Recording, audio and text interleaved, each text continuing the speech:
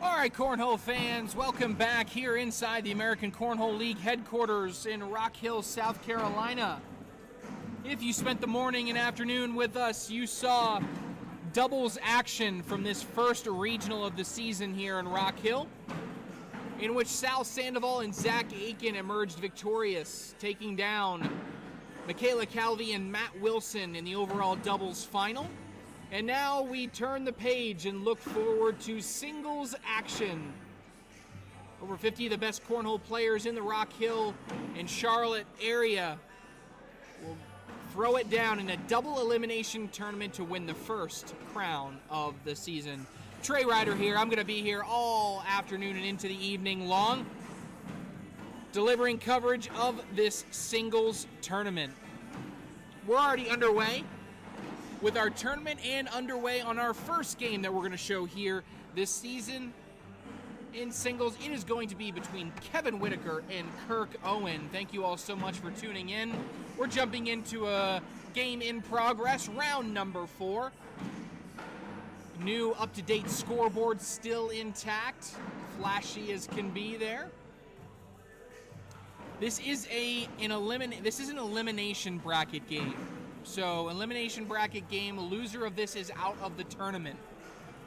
We're going to jump into the bracket, which is pinned in the Facebook chat, and maybe, let me see if I can, I can't paste it, or I can't pin it in the YouTube chat, but as people tune in, they can take a look.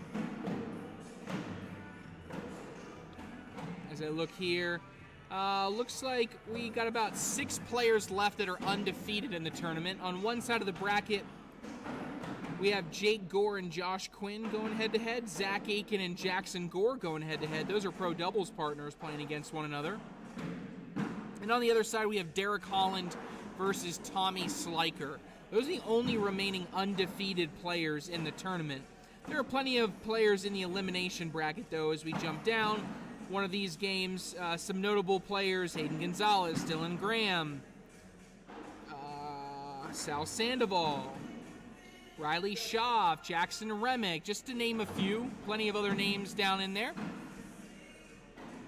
But this is the first game of the day that we're going to bring you here in singles.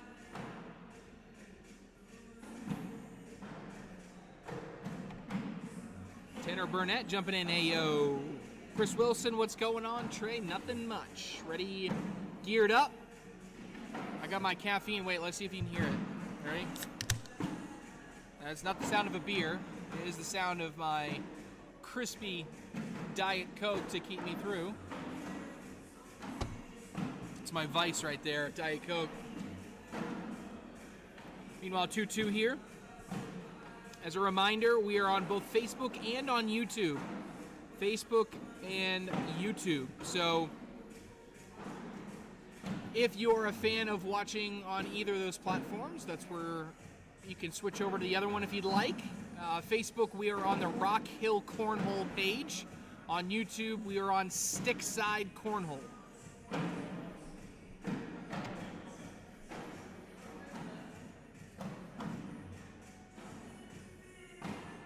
Good opportunity, as always.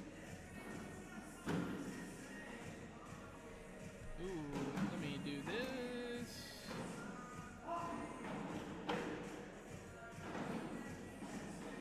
Good opportunity, as always, to shout out all of our sponsors.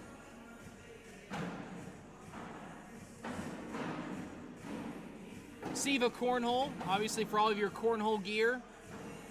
Cornhole bags, make sure you check out Siva Cornhole. Of course, Stickside Cornhole putting on our YouTube feed. Rock Hill Cornhole for putting on this event all year long, led by Dusty Thompson. Shaw Law Firm back again for another year. Appreciate all their work. JPS Painting, a sponsor again for this season. Please, please, please give love to those sponsors. If you're in need of their services in the Rock Hill and Charlotte area, make sure you tune into them. Or if they have a social media presence, giving a like, a subscribe, a follow goes a long way.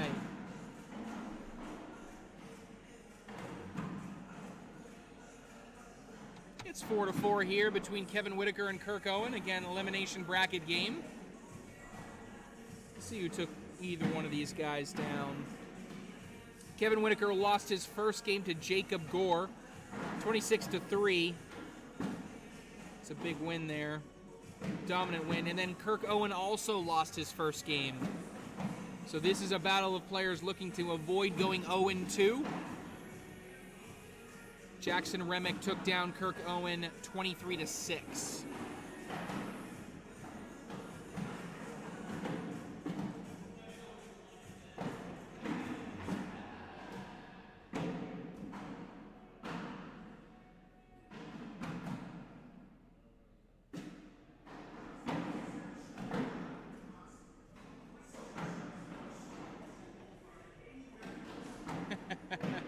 Little friendly back and forth there between Whitaker and Owen.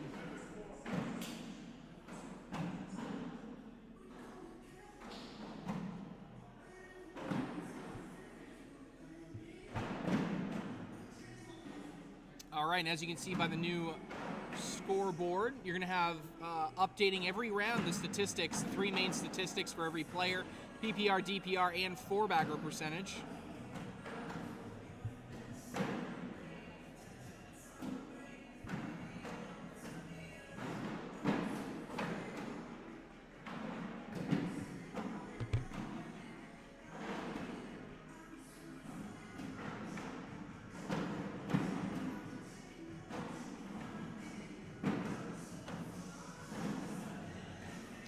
Tries to sneak in the right side, not able to do so. And Whitaker not able to take advantage. Looks like it's going to be 4 points to Owen. He'll go to double digits, 10-4.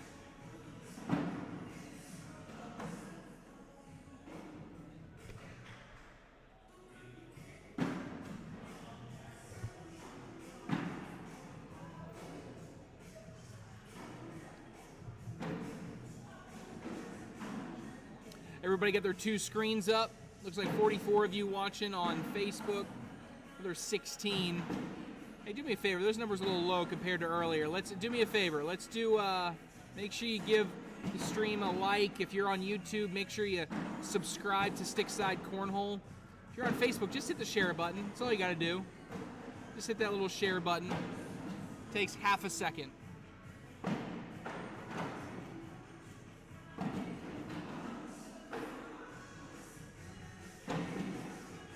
Going back out to the left, opportunity for Whitaker, and Whitaker does take advantage.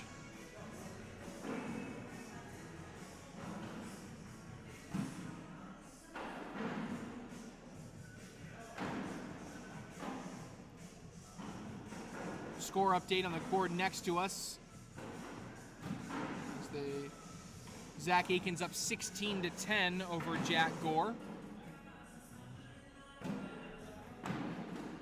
One other game just went final. Jacob Gore defeats Josh Quinn 23-13.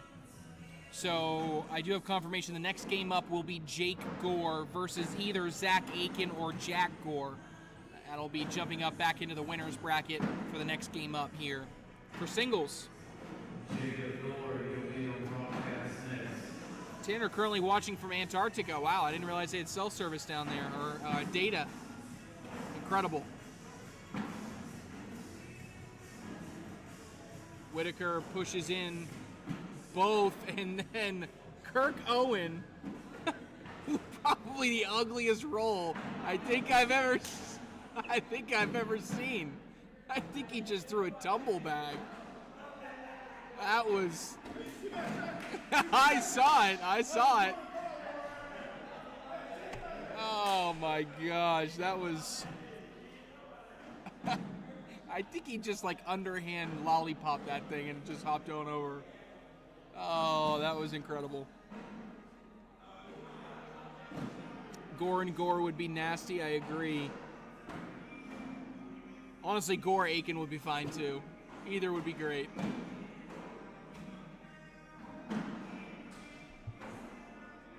How's everybody's fantasy team doing? I'm having a good day, fantasy-wise.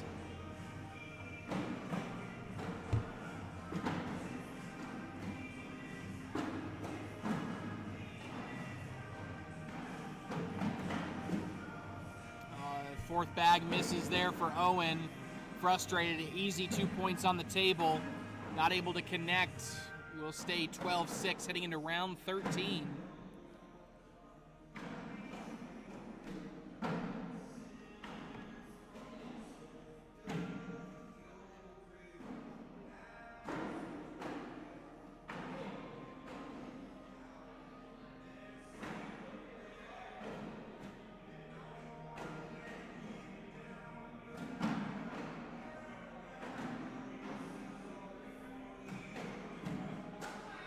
Solid block. More in his own lane side than Whitaker's lane side. Now this is going to be interesting.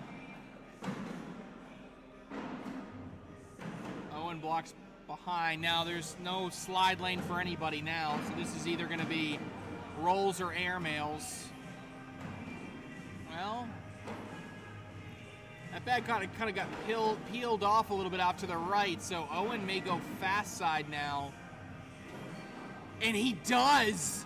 And that's about as good as you can get. This is a tough position for Whitaker to be in. He's got to go after it somehow. He does. Kind of wedges. And I can't believe that other bag from Owen didn't go. But this is an interesting kind of vantage point here. You see Owen's going to be throwing from the right side. It's really a question of if Owen wants to go through everything, try to guarantee at least two.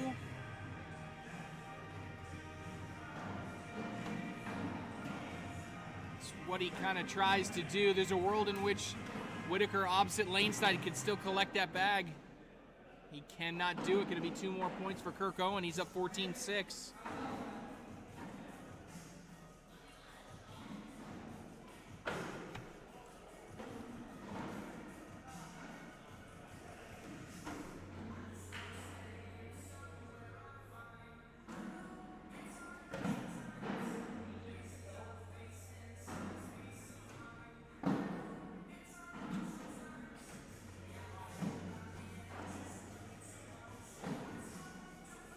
Yeah, that's not good. That's not a good start there. And you can see the frustration on the face of Kirk Owen there.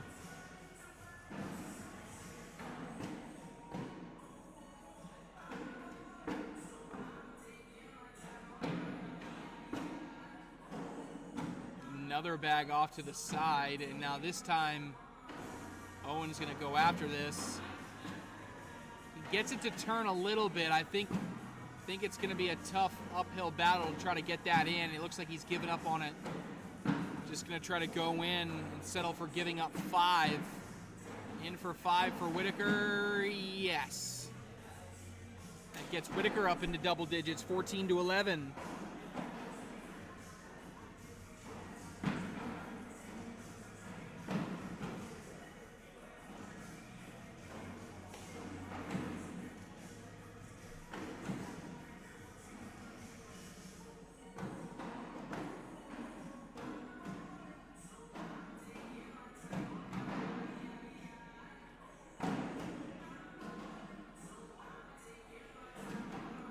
All right, that one game did go final, so Zach Aiken does defeat Jack Gore, so it will be Zach Aiken versus Jake Gore up next here on court number 1.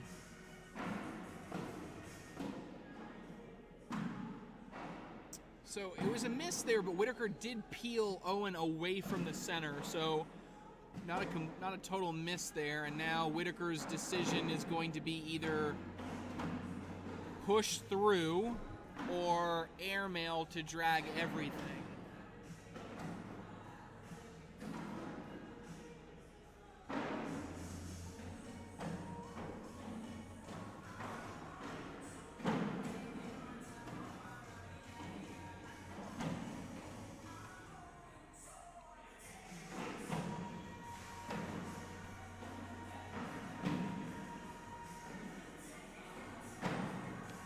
Big decision here.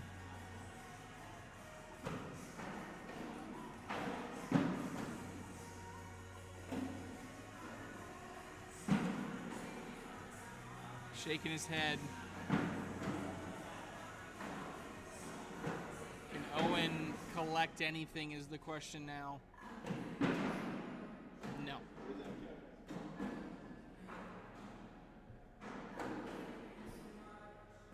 It's going to be 4 points. Makes it 15-14 on the lead change. Ideal for Whitaker, but he was able to get what he wanted to in.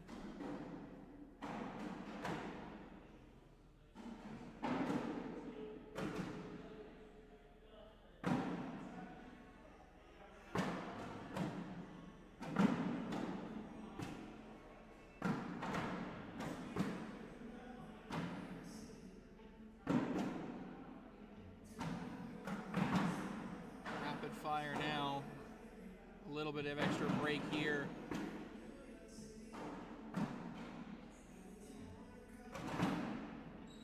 Locks up behind, and now do we want to see this roll again, or what are we going to get here? No, he went airmail. He did hit it. Takes in Whitaker with him, though.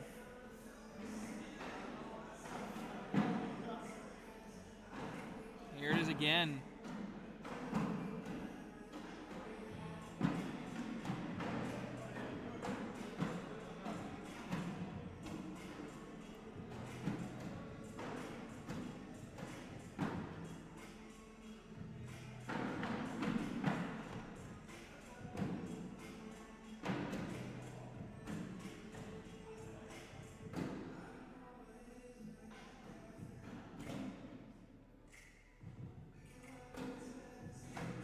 Just drips around the side. Can you do the same from the other direction?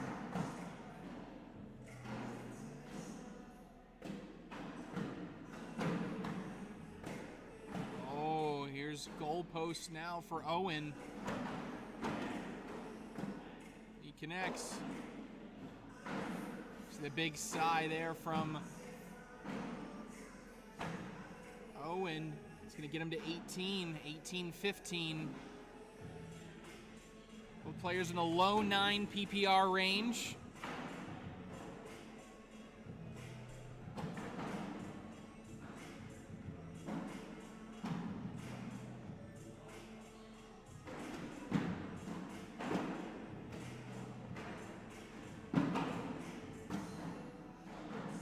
All right, that could be the last miss Whitaker's allowed.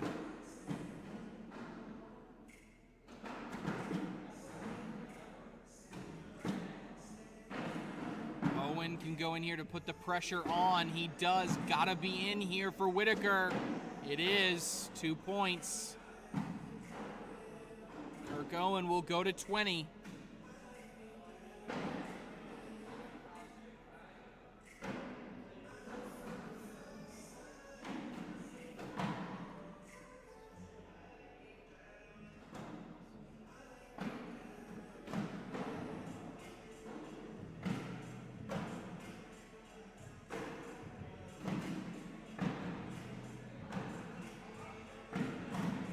No more mistakes can be had here by Whitaker.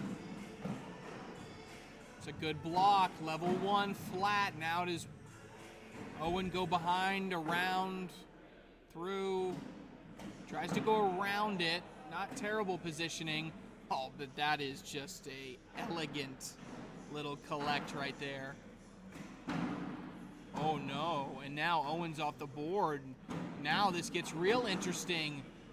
Doesn't go in for the full 5, but will get 3 on the back of this nifty little cut collect.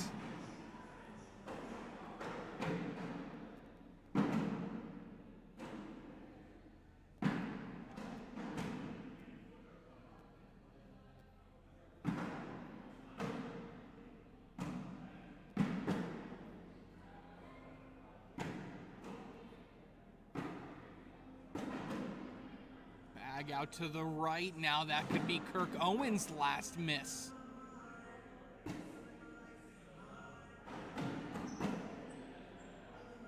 Kind of somewhat evens it out, maybe.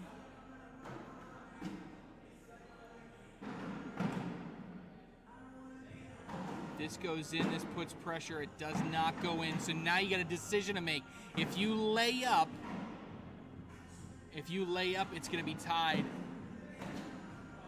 Yeah, he didn't think much about it. If he had laid up, you give up 2, it's tied 20-20. If you go for an airmail, hit it, it could be a wash. You miss the airmail, you lose. You hit the airmail, drag maybe, you win the game. A lot to consider on that one shot. He doesn't second guess it, takes the conservative approach.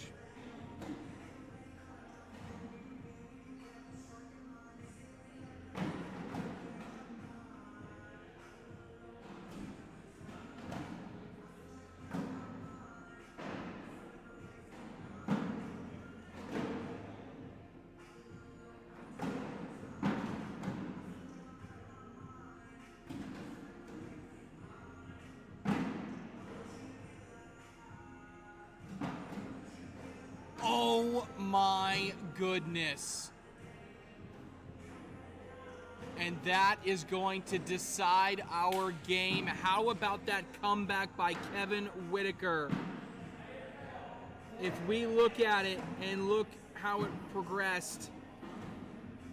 Oh my gosh, it was 10-4, it was 14-6. Owen looked to be in full control of this, but in the end, it is Kevin Whitaker who gets the win for the first win in singles on this court for the season. Wow.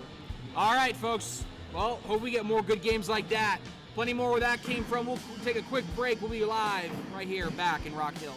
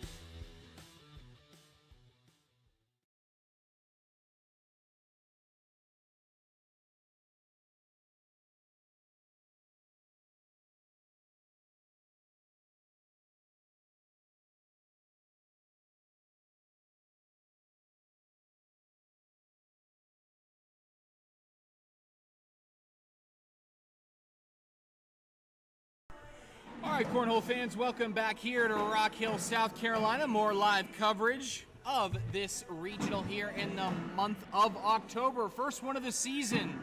Next matchup is going to be a fun one. We're going to have a battle between two great youngsters in the game. Oh, and actually, I didn't realize they were live. My fault, folks. They went live quickly. We missed round one. Zach Aiken got 3, but away we go here. The winner of this game advances to the King Seat game. They'll play whoever wins this will play the winner of Derek Holland and Tommy Sliker, who are in an absolute battle right now. 20-19 is the current score between those two.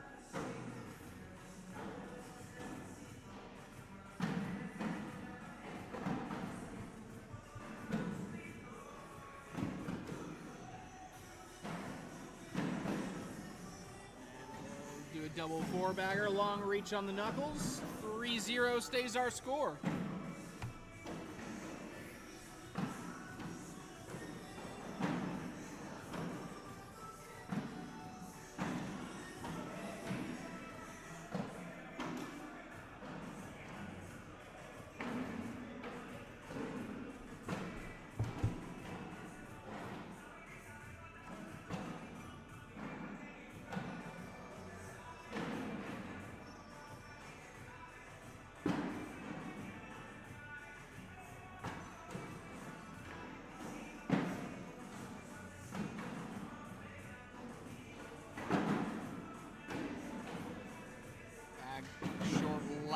And Gore thought he was going to be able to take advantage of that miss by Aiken, but he's not able to.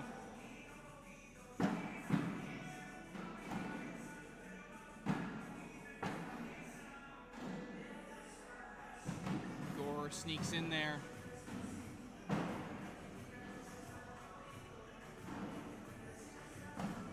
Stay 3-0.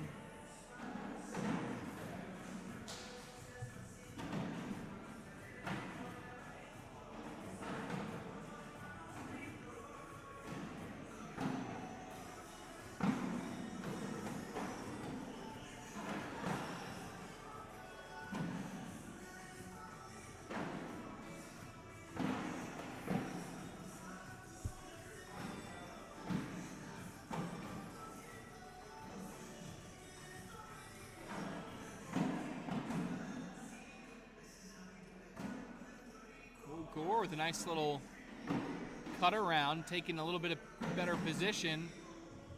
Aiken, but perfectly wedges that, and I think that's actually going to be better.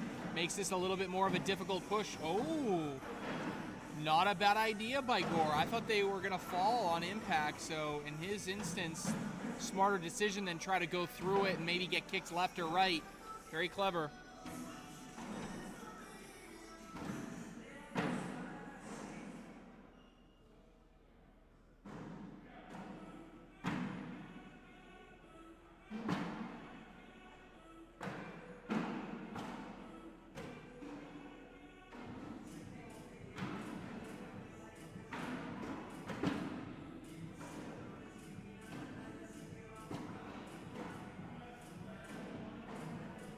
Clear opportunity now for Gore with Aiken in a bag on the left side. And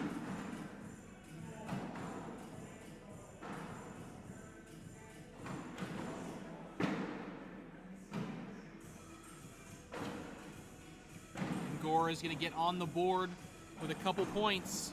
Make it 3-2.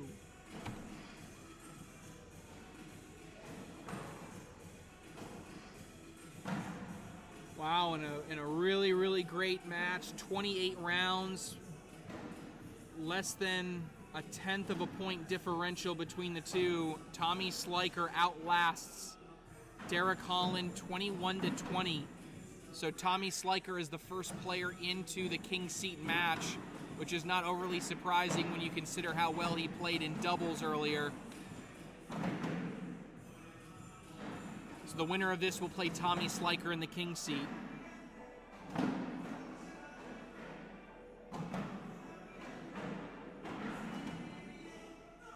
that is off the side, a big miss. Aiken would like to have been a little bit more center, but you wonder if Jake Gore is going to think about maybe an airmail attempt here. See him taking a look. Oof. Tough position to be in. You already have one off the side. Your opponent is sitting pretty, 2 in, 1 on. Oh my goodness, and he misses. This could be as many as a 10-point bag.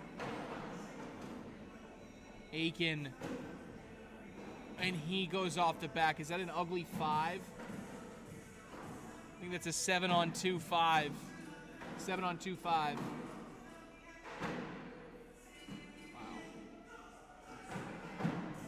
8-2.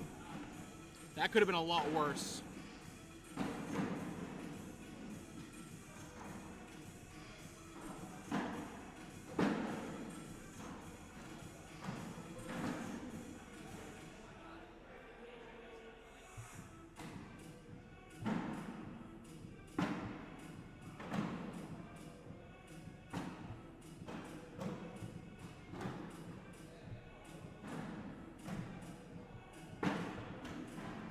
Bag bled out to the left.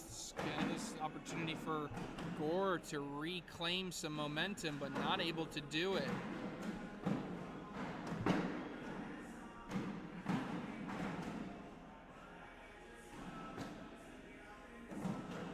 Gore.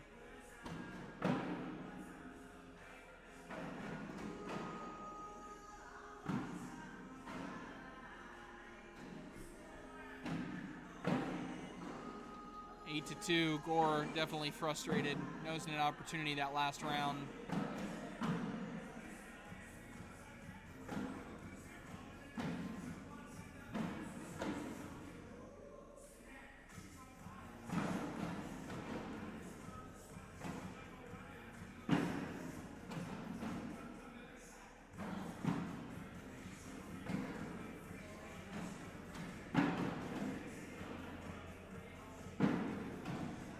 Is in Gore's lane, so it is collectible. Obviously would have preferred not have to do this work. He's going after it, and he's not able to get it and not able to even knock it in. That's going to be 4 more.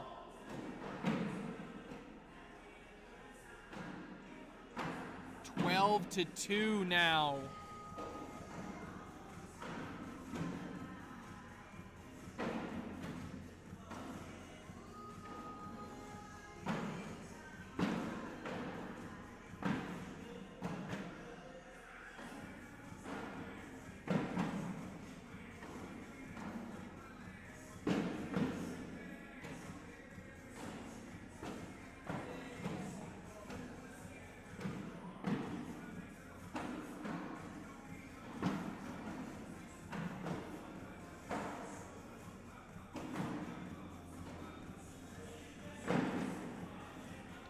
Gore misses the airmail attempt. You can see the frustration building for him.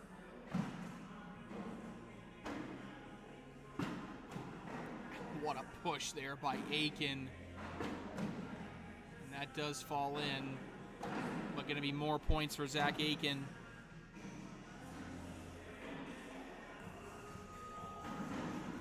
$15-2.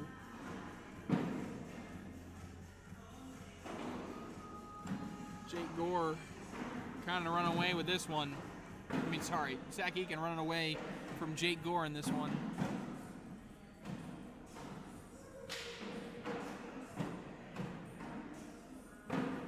Reminder, a winner of this goes to play Tommy Sliker in the King's seat.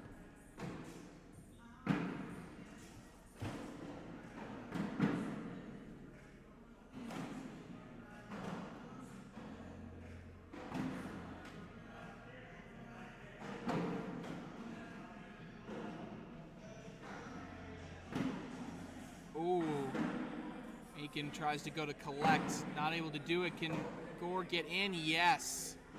Feels like a small sliver of momentum there, but needed that after a few misses in the past few rounds.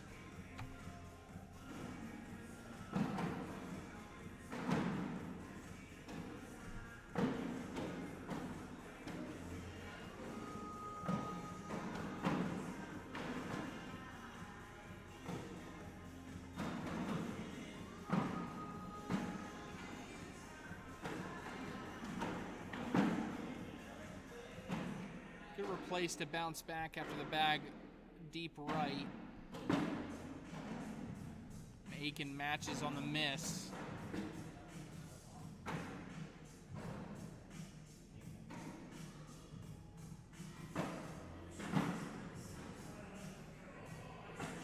And Gore frustrated because, again, that doesn't fall. Can Aiken sneak in the right side?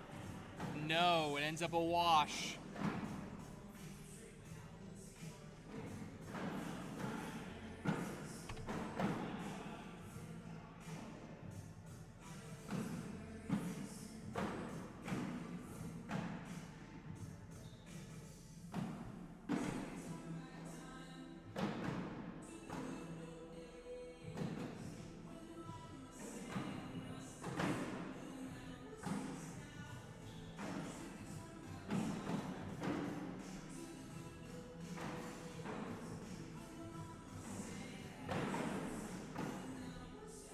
Aiken trying to see if he can collect that. It's tough. Ooh, Gore, you can see a little frustrated because I just saw a little bit of that bag turn. Not much that time. And he moved a little bit again. Can Aiken get it on bag 4? No. Maybe another bag or two, I feel like that's going, but didn't have it. It's 15-6.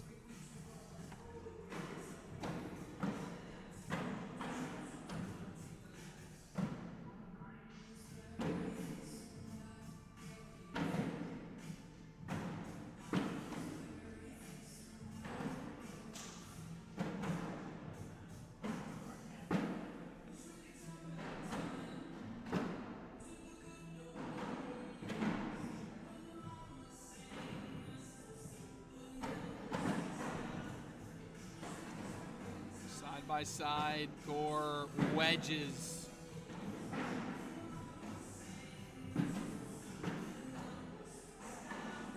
Is there a push lane in there? He's going after it, he does. That's really good because Aiken now is kind of in a tough spot. If you throw it and they all fall, you're in trouble. If you go after it, you could get kicked left if they don't and punch. Oh, man. About as good of a result as you can get from Gore there. That's actually better than going in. Looks like Aiken is going to try to kind of push everything up into it and see if it all can go. Oh, my goodness. It's almost perfect. It is so close to a perfect bag. But in the end, it's 4 points. And Jake Gore had a little bit of a pep in his step on the way down to the board that time. Starting to build a little bit of momentum. He's into double digits. It's 15-10.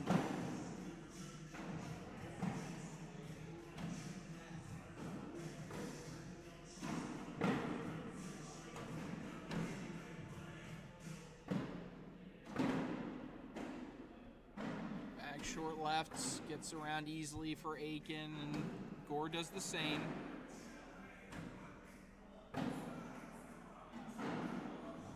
Cleaned up.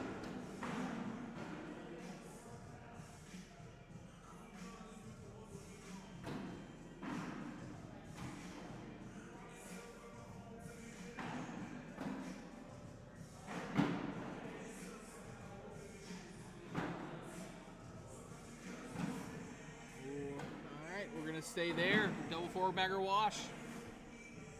As you can see, if you just tuning in, new scoreboard. Gives you the PPRs throughout the entire game. Don't even have to ask for a PPR check. You can still ask for it, but it's just right on your screen. 10:07 now for Zach Aiken.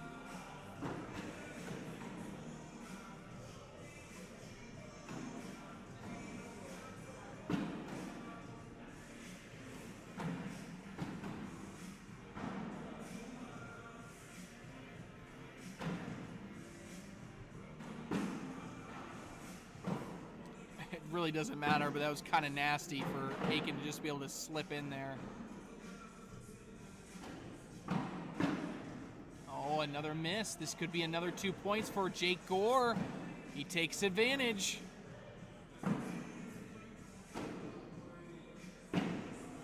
Two's what it's going to be. Gore now up to 12.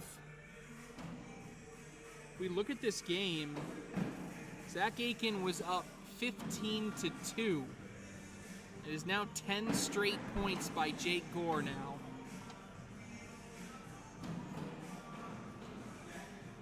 Reminder, winner of this plays Tommy Sliker.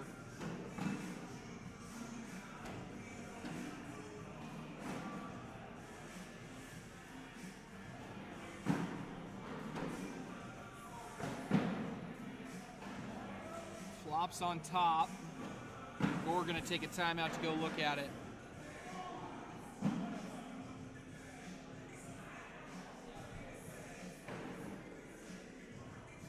Obviously, the aggressive play is an airmail. See if you can get something peeled off the top. It's just a long way to climb if you're going to roll, but it's obviously the more conservative shot. So, it really just matters how aggressive you want to be right here. Yeah, it goes with the conservative approach, and I don't think you do anything but cover here. Try to get a little extra pop on this roll, see if it'll sit on top. Couldn't have done it any better. And that's just a board, followed by a board. And that's an ugly PPR killing 4-4 wash. I'm sorry, Jay called it a PPR booster, not a killer.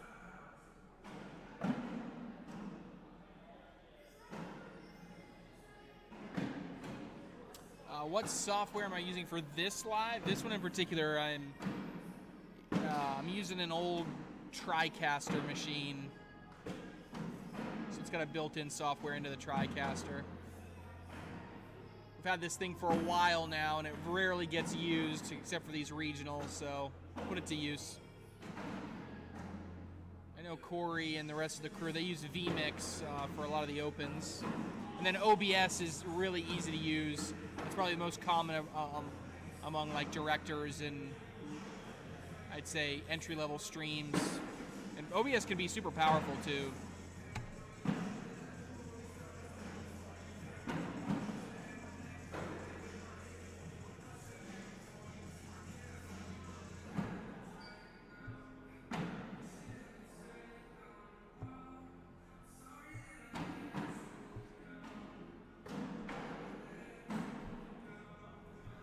Bag hanging on the hole.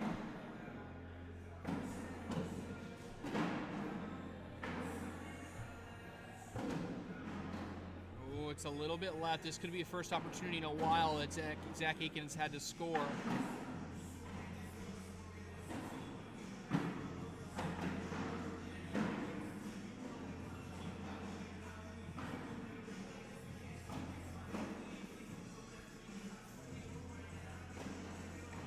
Bag short left, far right. Aiken is in. That hurts. Built some momentum, and now Zach Aiken 2 points away from advancing to the King's Seat game to take on Tommy Sliker.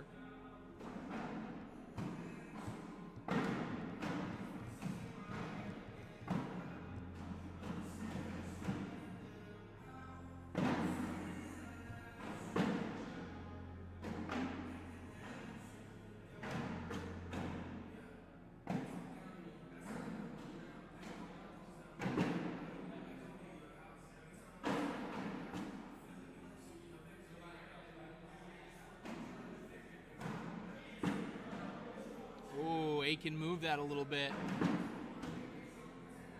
How aggressive does he want to be here? Obviously, if you were able to get it, he's not going to go airmail, which is pretty typical of what you expect from Aiken. Gore sneaks in. Gonna get a couple.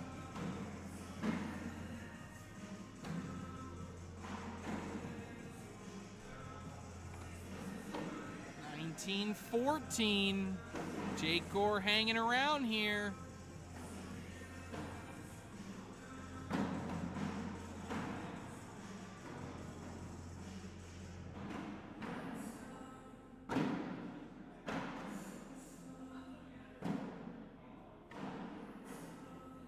Beautiful level 1 flat block there. Maybe gets a little bit of a kick from Aiken. That was low. He wanted it to bully. You feel like that bag on the fast side's gonna go. Oh, and he pins it in now. He thought he could pin it. Aiken could go in for the win. Bag is away, and it doesn't go. Aiken had the shot to win. A slide up the center and does not hit it.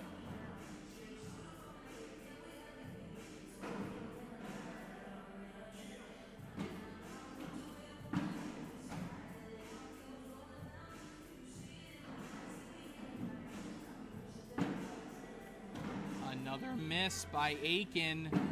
Opportunity for at least 2 here for Gore.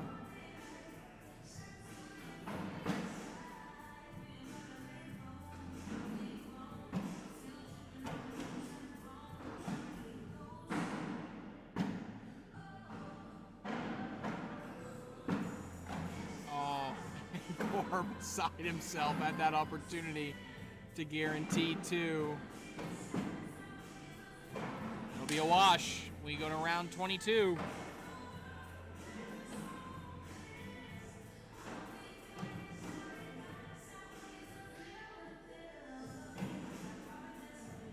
Yeah, David Crowley in the chat. Yeah, we on YouTube, winner of this gets Tommy Sliker. Tommy's already in the King Seat game. Winner of this will join him.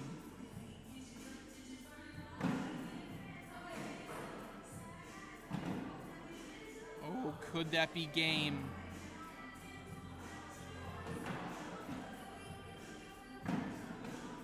It's good positioning. Gore going for a push. That's pretty good. Where does Aiken end up here? Going on a roll. Doesn't climb the mountain. Gore going hard push. Does knock one of his in, but pulls it out of the way. This becomes, if you can go get 2 in, you win. Aiken away, and he gets all 3 for the win. What a battle between those two. Thought Aiken was going to run away with it. Gore battles all the way back, and off this walk-off push, Aiken is into the King Seat game to take on Tommy Sliker. Wow, that was a fun one, folks. That was a fun one. We got plenty more where that came from. More live coverage from the singles October Regional here in Rock Hill coming up after this.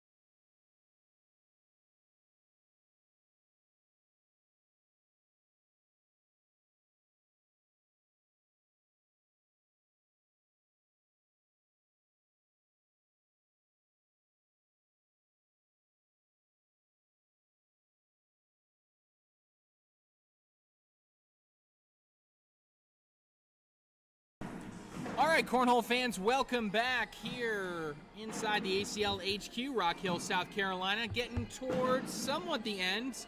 I think I'm in a position I can give you guys a full rundown of the bracket of what we have. Looks like we have 1, 2, 3, 4, 5, 6, 7, 8, 9, 10. 10 players remain here in this singles division for this first October regional of the year. Really excited to be here all day long with you guys.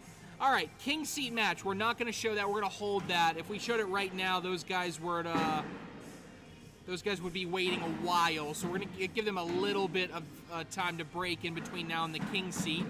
So we'll do that after this next game.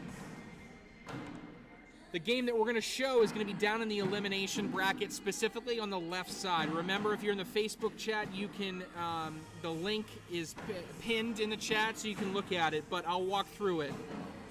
On the left side of the bracket, we have Jackson Remick versus Jack Gore. Battle of the Jacksons. Jackson versus Jackson here. So in this one, this is a 7th place game. Loser gets 7th. Winner will advance to play Derek Holland in the 5th place game. On the other side of the bracket, we actually have 2 9th place games going on. So the right side of the bracket is kind of one round behind, if you will. Not behind. One round behind. So we have Dylan Graham versus Hayden Gonzalez, and we have Jeremiah Stewart versus Cannon Culberson. Jacob Gore is also on the right side. He's sitting in the 5th place game, kind of where Derek Holland is on the right side. That's everybody left in the entire tournament. Zach Aiken, Tommy Sliker, Jackson Remick, Jackson Gore, Derek Holland, Jacob Gore, Jeremiah Stewart, Cannon Culberson, Hayden Gonzalez, and Dylan Graham. That's it. If I did not say them, they are not in the tournament.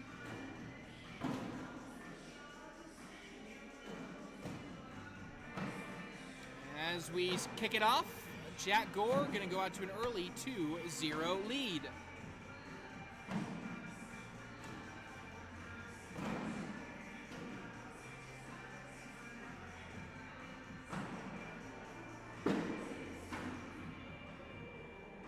Ryan Bowstring Jr. said, get Jackson on here. Fine. Done. He's on here. People are admiring the last game there. Remember, just over 100 of you watching on Facebook, on YouTube, got about 50 of you. Make sure you guys give love to our sponsors. So directly here on social, Rock Hill Cornhole on Facebook. If you're watching on the Facebook stream, just like and follow Rock Hill Cornhole. It means a lot. Helps the entire organization grow. If you're watching on YouTube, you can give love to one of our other sponsors. That is, of course, going to be Stickside Cornhole on YouTube. Make sure you give that a like and a subscribe on YouTube. Let you keep up with all the things that Stickside Cornhole is doing. Then, of course, other sponsors, Siva Cornhole, your next set of cornhole bags. If you don't have a set of Sivas, make sure you get yourself one. Siva Cornhole. JPS Painting and Shaw Law Firm, 2 local to the Rock Hill and Greater Charlotte area. Painting and law services. If you're in the market for any of those, please check them out first. Give them some love. Let them know Dusty Thompson sent you. 4-2. Jackson Remick with a nice big push there. He's going to get 4 points. He'll take the lead. And a reminder, next game up after this one will be the king seat match, where we'll see Zach Aiken versus Tommy Sliker. Let's take a look statistically at our leaders for the tournament thus far. Actually, your PPR leader for the entire tournament is on this court right now. Jack Gore with a 10.51 across 51 rounds, leading the tournament. Tommy Sliker second with a 10.43, and Jacob Gore in third with a 10.37. The Gore has taken 2 of the top 3 spots. On the differential side of things, that crown belongs to Tommy Sliker, sitting at a 0.98 differential per round. Second place in that category will be Zach Aiken. Surprise, surprise, our 2 DPR leaders are the ones meeting in the king seat matchup. 6-2, round number 4.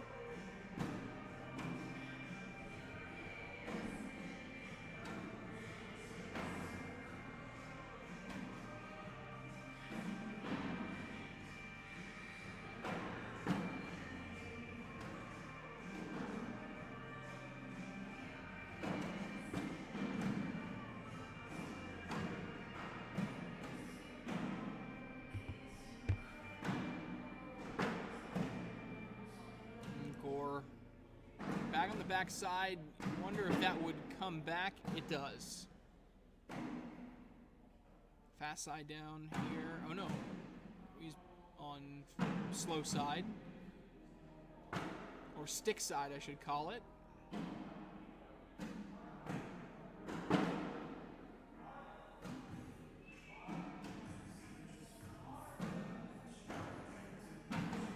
Remick not choosing to go up. He just lays it up. Gore goes in for a couple points. Cuts the lead in half.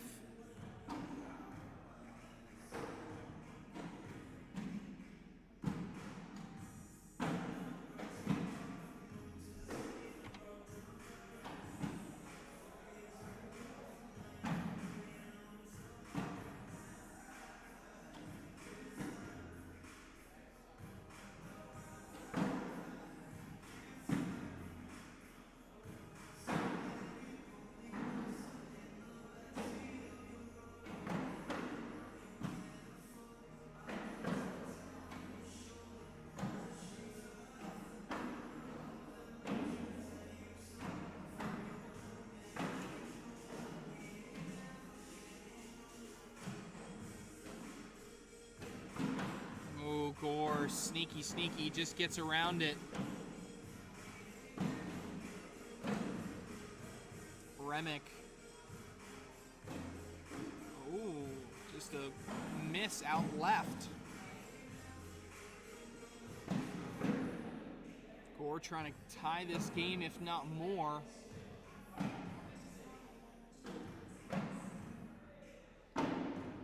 Fast side down for, in worst case scenario for Jackson Remick. Only pushes in Gore. That's going to be a 6-point round. And Jackson Gore retakes the lead.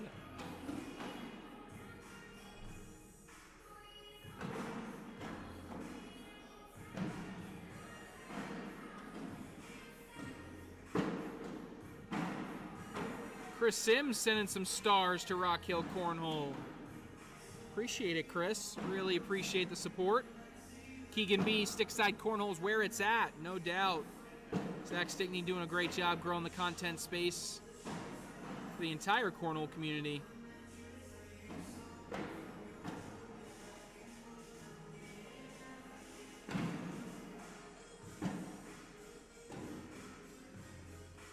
A lot of bags congested near the hole here.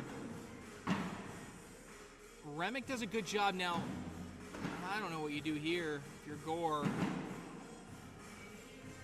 Probably fine knowing that you already have one in. Do you go land on top? I don't know. This is tough. Oh, he pushes him in. I did not think that was going to be a way that those bags would go. I thought they had more support for being held up. Regardless, it's 2 points to Remick.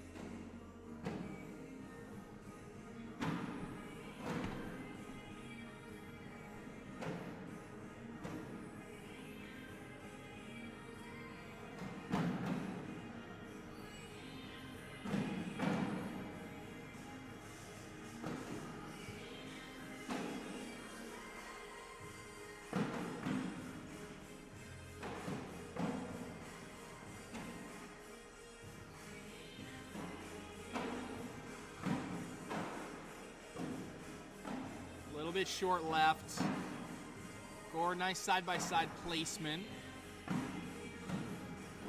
Each player's got a bag in their opposite lane. Remick tries to go just on that side, not able to do it. Gore can clean up here for 2 points, and he does. 2 more points for Jack Gore. That makes it 12-8. Gore up to a 10.29 PPR this game, up to a 0.6 differential and above 50% on the 4-baggers.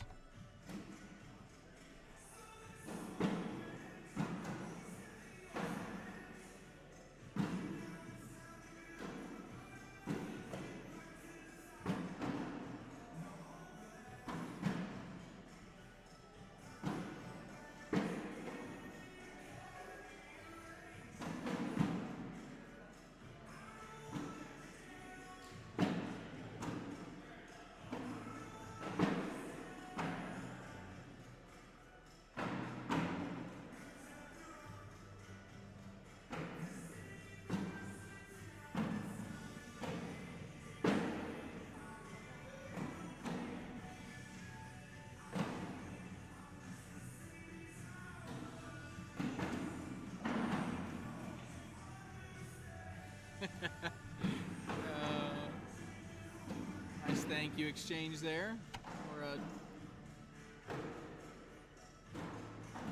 Let's do a score update on our other two games.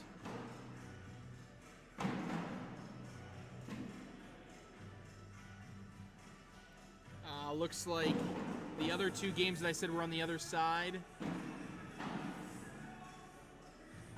Wow, big blowout games, to be honest with you.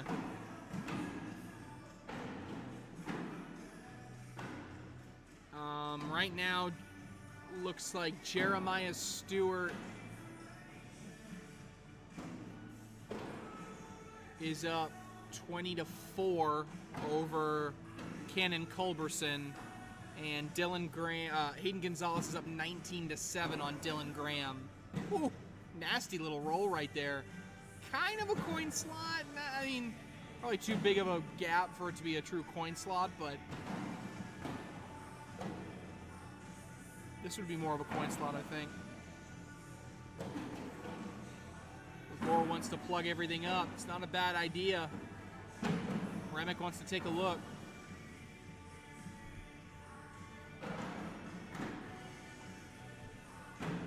See, he's coming from that right side, so those blue bags are kind of what he's facing. They're also elevated, which means a roll is less likely. An airmail, you don't have much room. You don't have a ton of options here if you're Remick.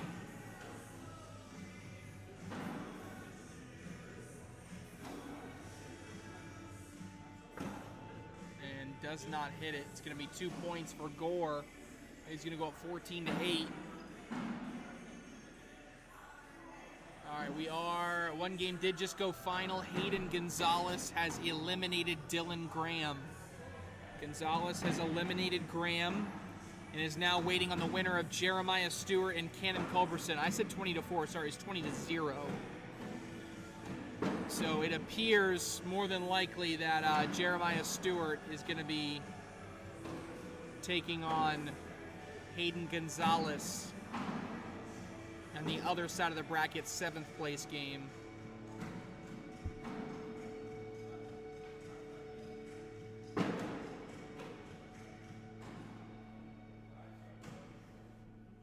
And a back block here. Remick did not like that out of the hand. It does stay on the board though. Gore, he wanted to roll all the way over. He does not. Gets over the pile but doesn't stay center. Now there's a little bit of a lane that Remick has created from himself. He doesn't even use the lane. He literally just rolls over everything. I guess that's not his lane side anyway, so it'd be tough for him to do that. Assuming the same shot is coming here. And it's off the back in a sarcastic smirk from Remick. He said, that really rolled.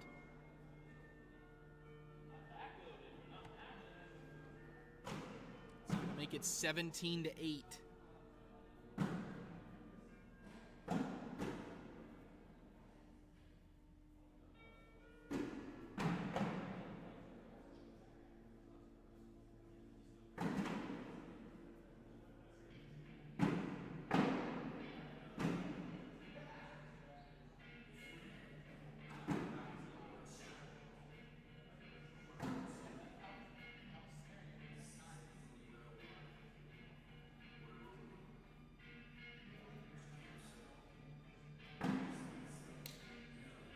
Gore doesn't like it, but he did take over hole control in front. This is now collectible position for Remick, and he gets everything. That's probably why he was mad.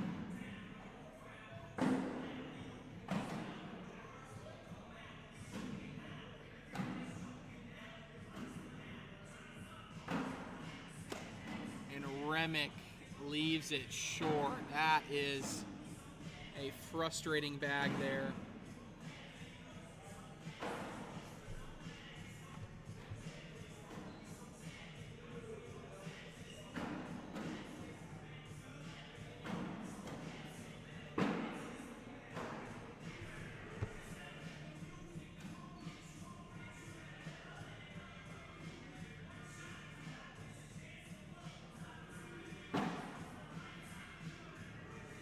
Remick leaves it in Gore's lane. Gore rolls over.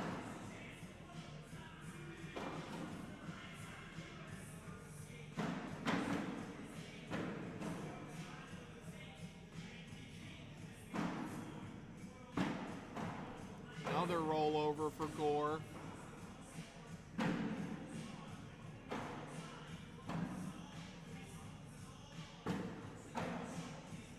They just keep leaving that bag right in front, both of them. Gore this time decides to just clean it all up. Didn't think he had the roll clearance there. Last bag is away, and it's another miss there by Remick, and he is frustrated.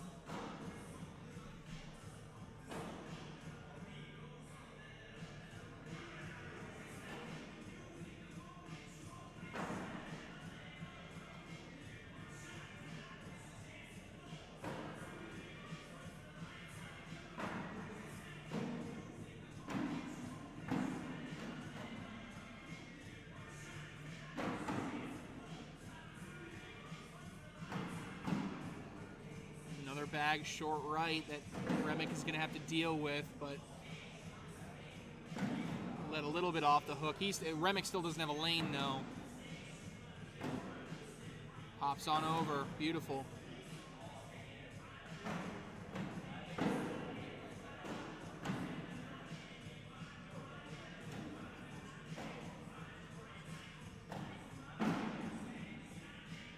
Remick in again. Woo! What a bag. Gotta be in.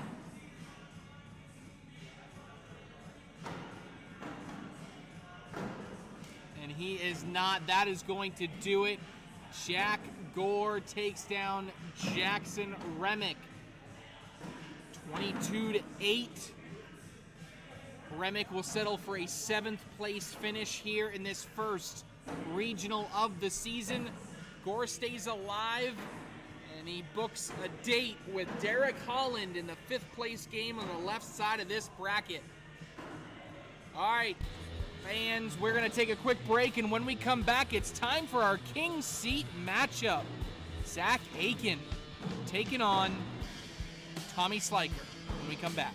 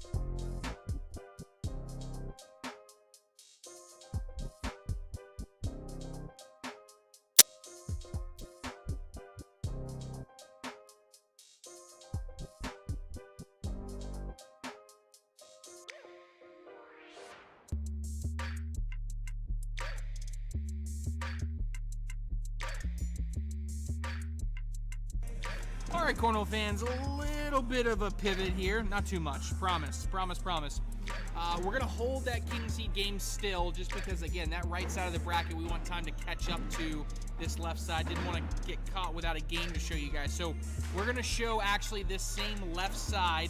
We're going to let Jack Gore stay on the court, and we're going to have him go up against Derek Holland in this next game. So Jack Gore versus Derek Holland. Loser of this will get 5th place. Winner of this will advance to the 4th place game. And then we will jump up after this game, show the king seat, and by then we can come back down here to the elimination bracket to show the 4th place game. So that's how it's currently pacing out. And so only a few games left here in our coverage here of open singles. So as a reminder, kind of as a showcase of where we are across the entire tournament, we only have 1, 2, 3, 4, 5, 6, 7 players remaining. So we have Zach Aiken and Tommy Sliker. That'll be the next game up here on Court 1. That's our winner's bracket final. Down in the elimination bracket on this left side, we have Jack Gore and Derek Holland, who you're seeing right in front of you. On the right side, you have Hayden Gonzalez just getting underway up against Jeremiah Stewart. Stewart's up 1-0 right now. Winner of that gets Jake Gore in the other 5th place game. So just recently, while we were in break, Jeremiah Stewart 27-1 over Cannon Culberson. So a dominating victory there by Jeremiah Stewart. So only 7 players remain. 7 players left here. Chris Sims jumping in. My prediction is Jack Gore comes all the way back and gets it. Well, right now he's up 2-0 in a game he's got to win, so not a bad place to be.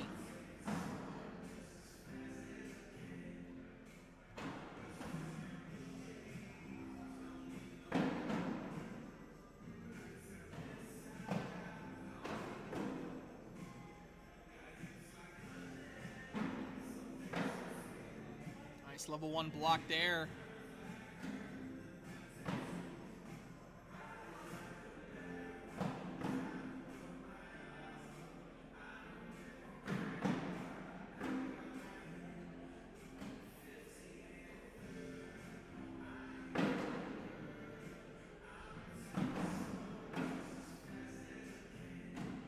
And we got another double 4-bagger wash. We'll stay 2-0. Meanwhile, Hayden Gonzalez has taken a 3-1 lead over Jeremiah Stewart.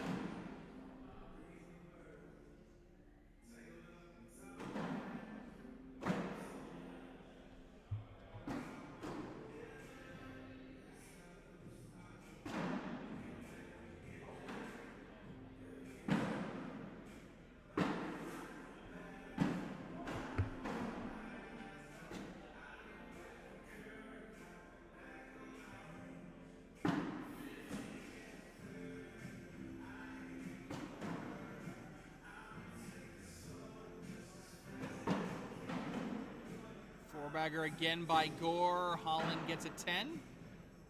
Gore will double his lead, 4-0.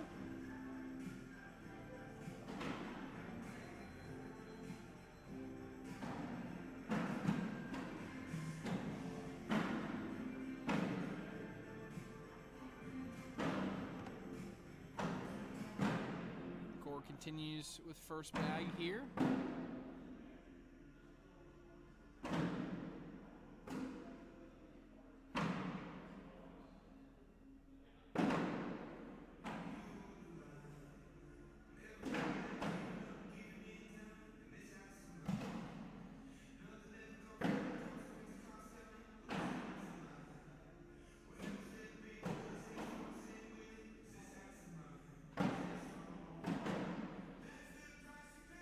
Going to be a 10-point round there for Gore. Holland going to get on the board. Now 4-2. Got a feeling we're going to have a lot of these rounds, folks. A lot of 12 on 10 2-pointers.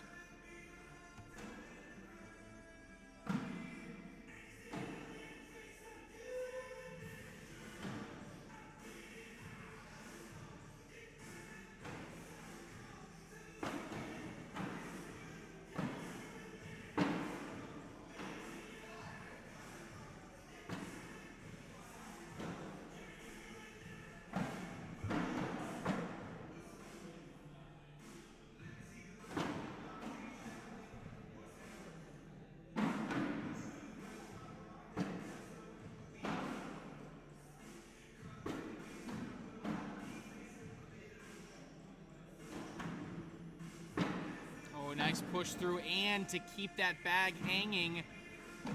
What do you know? Another 12 on 10, 2-point round.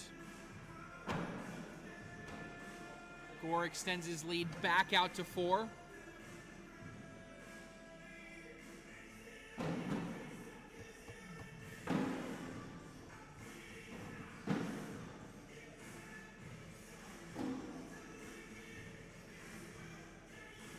Bag hanging on front side.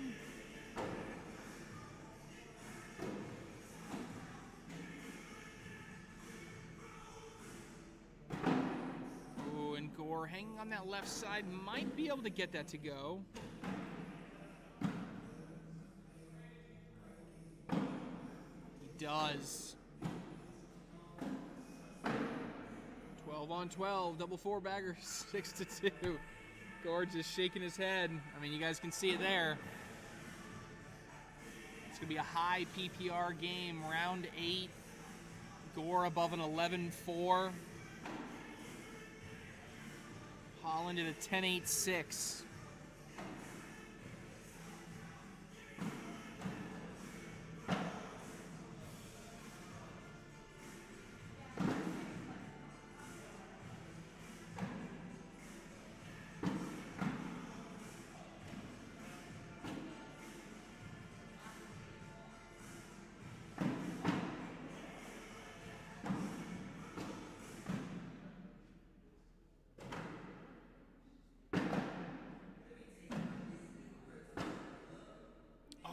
That just hangs up on the back end. They are firing it down there. Holland, another rapid fire, but it's going to be another 12 on 10. 2 points for Gore. Extends his lead. Score update on the only other active game. Hayden Gonzalez up 5-2. 5-2.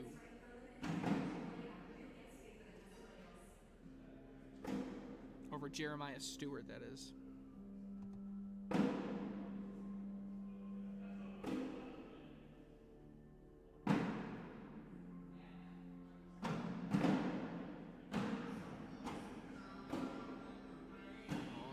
Bag, this time again on bag number 4.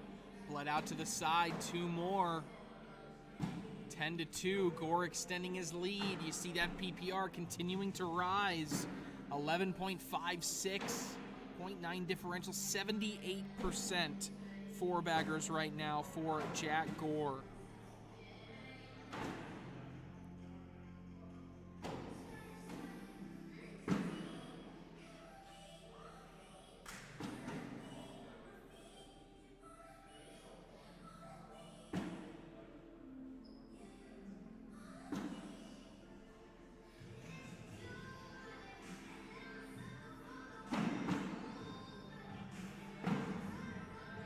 Frustrated, he wanted to keep that one in play, not able to do it, so 10 on 10.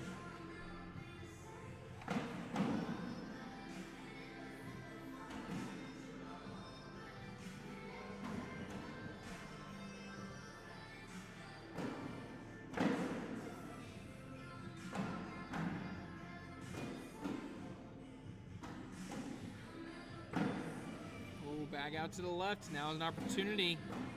This time for Derek Holland to get into the scoring column.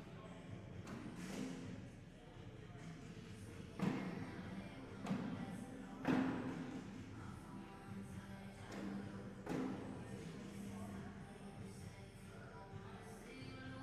that's exactly what happens. Holland gets a couple, 10-4.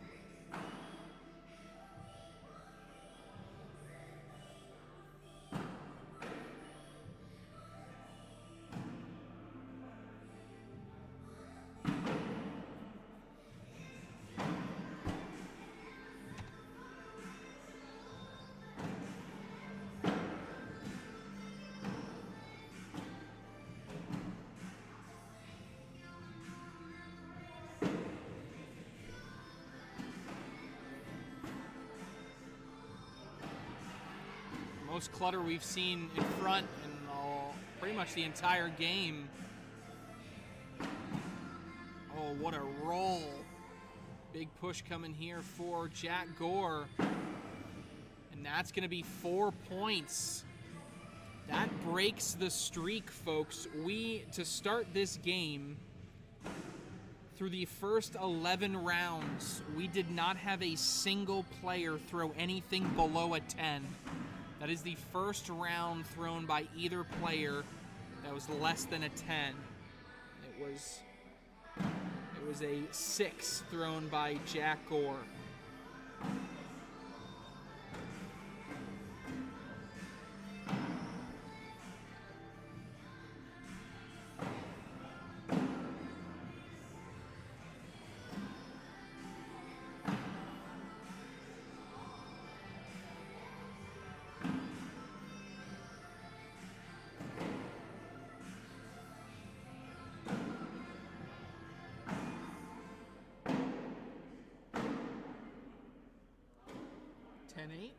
That's a double 4-bagger wash.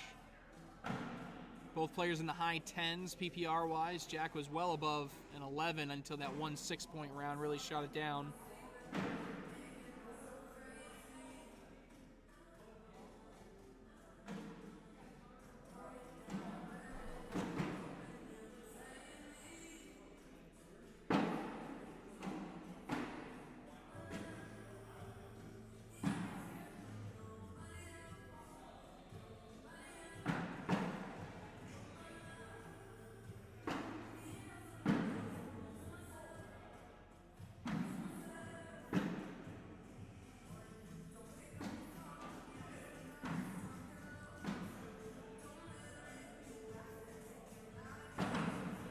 Another double 4-bagger wash.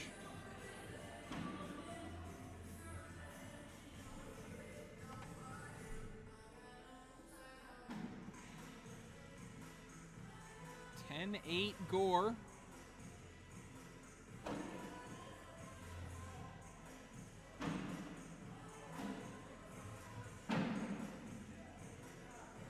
As Holland puts that first one right in front, and then able to go side by side. First cluttered round we've seen in a minute. I think Gore wanted that maybe a little bit more central, and now he's got some work to do getting a bag on either side. He chooses not to airmail, wants to go after it. Does get one. He's got one more bag to get the other as Holland goes in for the 4-bagger. Doesn't collect this. It's at least a tie. No, he does get it, though. How about that from Jack Gore? Watch it again.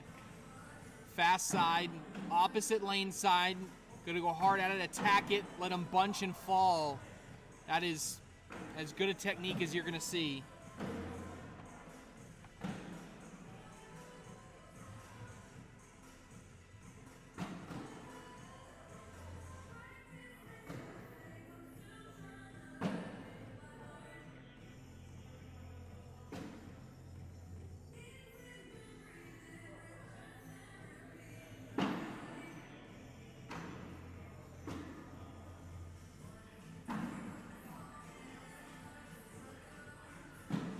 Bag a little bit more left for Holland than Gore. Just don't know how that bag by Holland is going to move once Gore goes after this pile. Do you cut now? See if you can cut and go with. That's what he tried to do, but ends up a wash.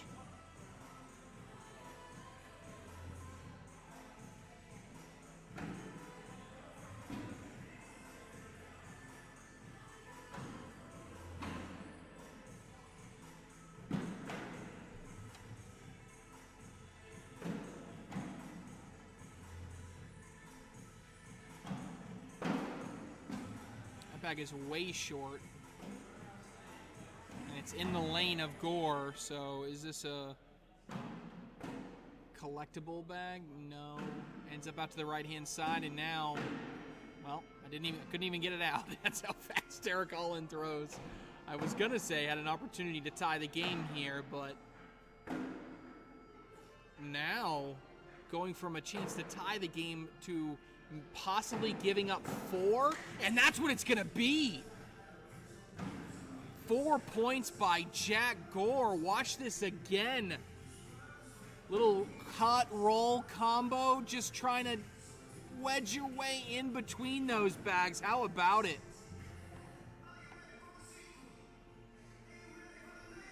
14-8. Oh wow, and that game on the other side got done quickly.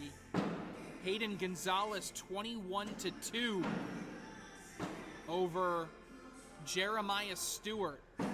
So we are down to our final 6, folks.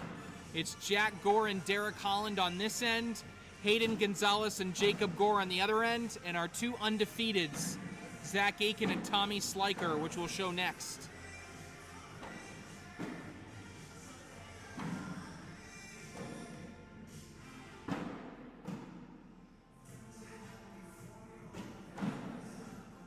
Nice push there. Stay 14-8.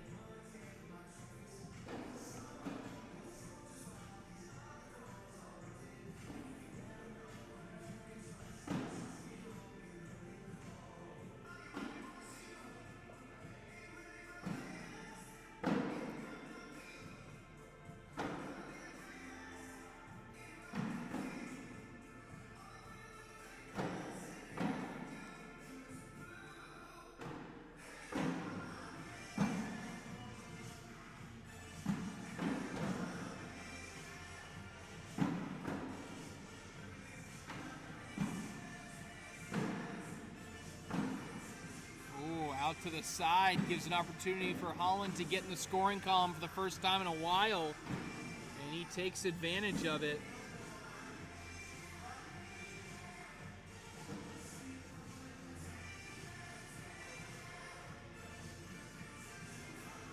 Trying to creep back into it. Holland has never led in this game, but he's been close a couple times.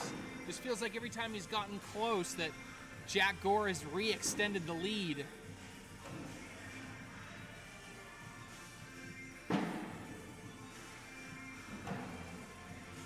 Tanner, did Jack switch to copycats? Yes, I believe so. Colby Shear saying, what's up? Yeah, Chris Sims, these guys are bagging, that is for sure.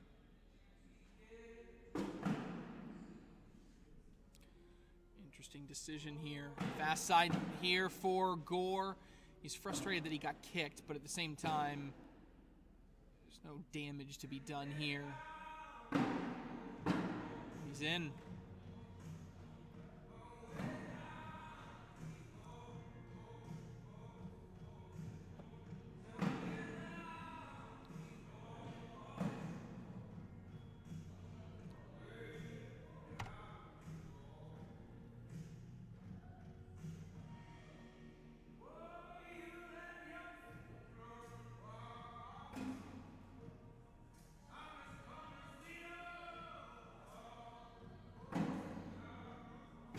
Out to the left.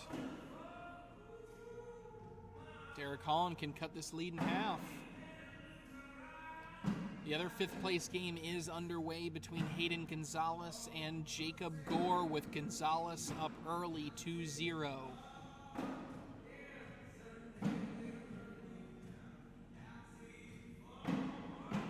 Two points for Holland, 14-12.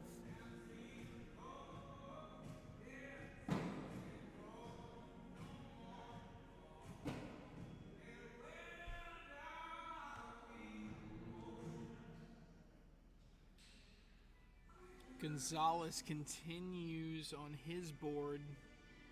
He just won his last game pretty heavily and now up 6-0 against Jake Gore. Holland goes with his hop shot there.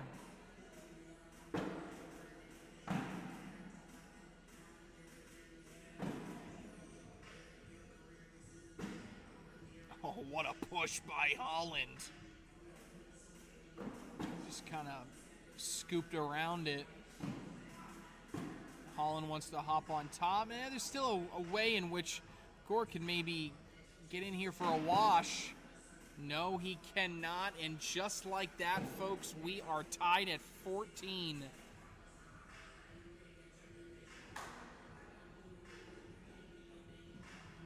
We have not been tied since round number 1. Jack Gore has had a lead in every single round of this game aside from the opening one. And now Derek Holland has fought all the way back.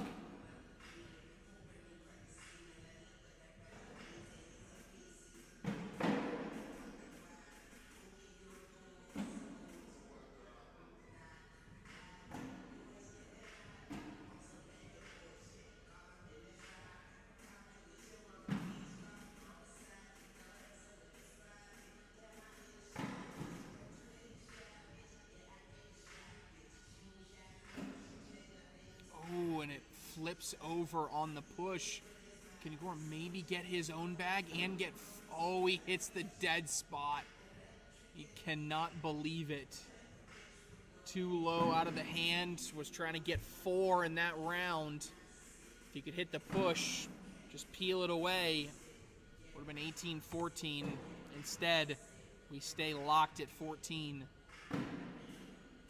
Jake Gore in his game has now taken the lead after a big round. It's now 8-6 Gore over Hayden Gonzalez.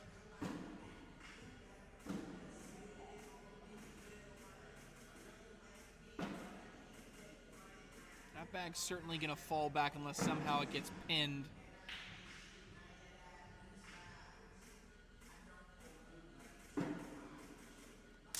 How aggressive does Holland want to be going after his bag? He goes airmail. He gets bunched up. Now this is in for 2, a collect for possibly 4. Gore away. And he just gets blocked up. Oh, man. A lot of bags on the board between these two over the past couple rounds in comparison to how they started this game. We told you it went 11 rounds before we saw either player throw anything but a 10 or a 12.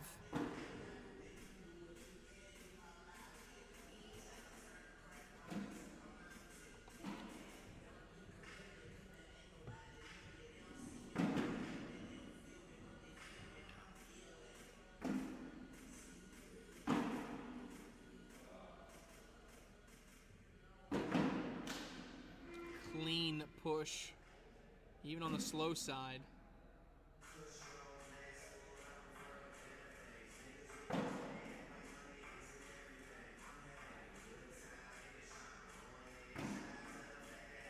Another bag that doesn't go where Holland wants it. He's got 2 out to the right. Can Gore collect? He cannot. Another round that ends in a wash where there were opportunities.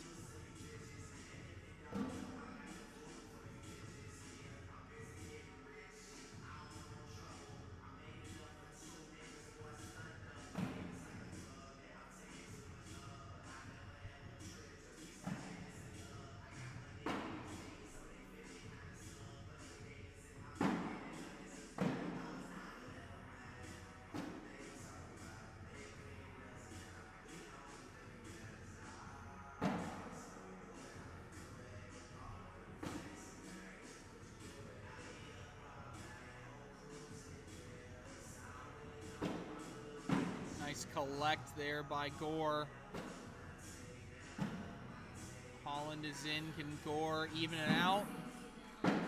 Yes. Another wash.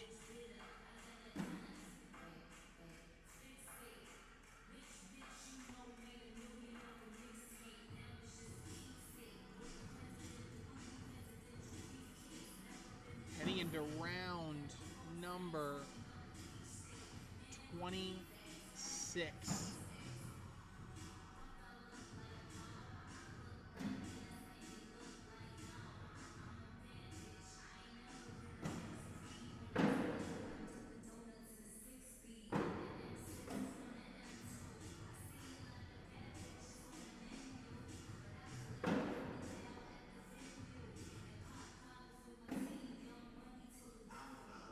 Clear opportunity for Holland to take his first lead here.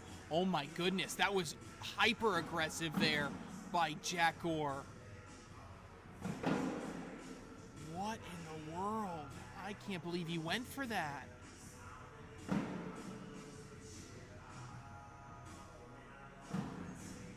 What a puzzling decision. That seemed like a bag of impatience.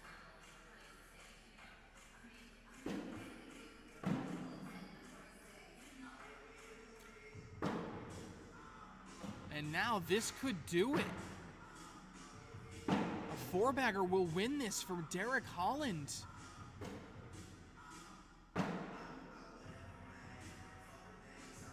In for the win. No, this has got to be in. And it is. Gore almost looked like he had given up halfway through that round. This is a puzzling sequence here for a game that was so locked in the first half.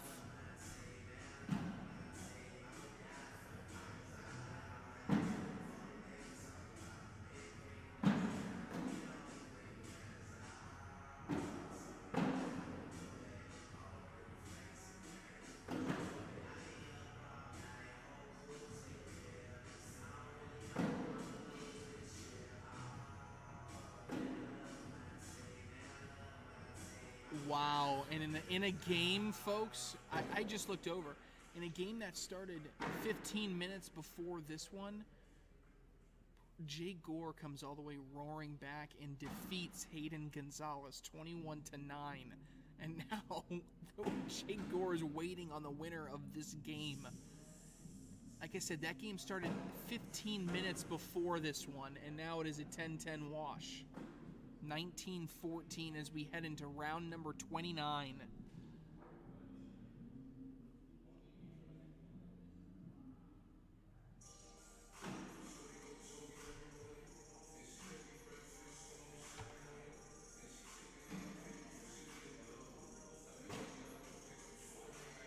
Bag is in there by Holland.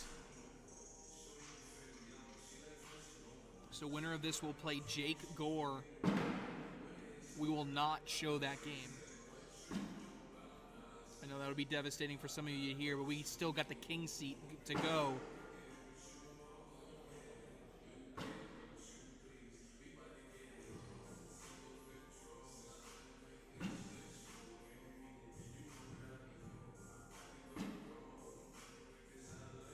Now, Gore in trouble, and that is going to do it.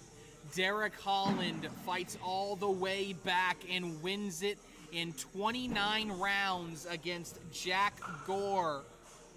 And now Derek Holland will move on to face Jake Gore in the fourth place game here in this first regional of the season. As you can see, the HQ almost completely empty. We are towards the end. Only 4 players remain. And the next up, the battle of the lone 2 undefeateds. Zach Aiken, Tommy Sliker, Court 1, coming up next.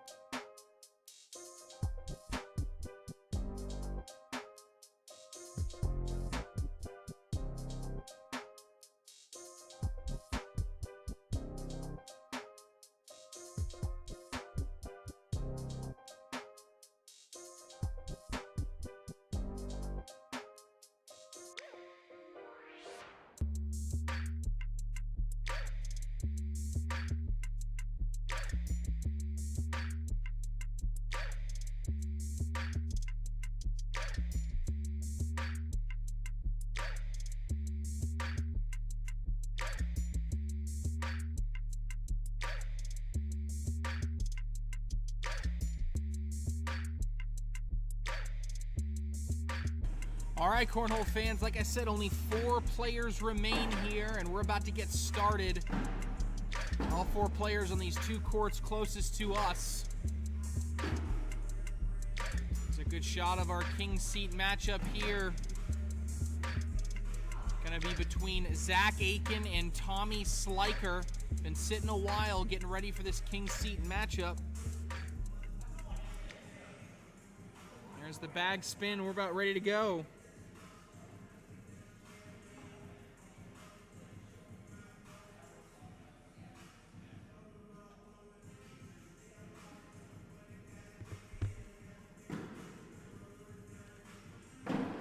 So I'll keep you guys updated as the score happens. We only have 3 matchups that we got left in this entire tournament. We have this one that we're showing. The next up will be the loser of this game in front of you versus the winner of the game that's happening on court 2 right now, which is between Jake Gore and Derek Holland. So that'll be game 2, and then the last game we'll show of the night will be the winner of this game right here versus the winner of that game when we get to the overall finals.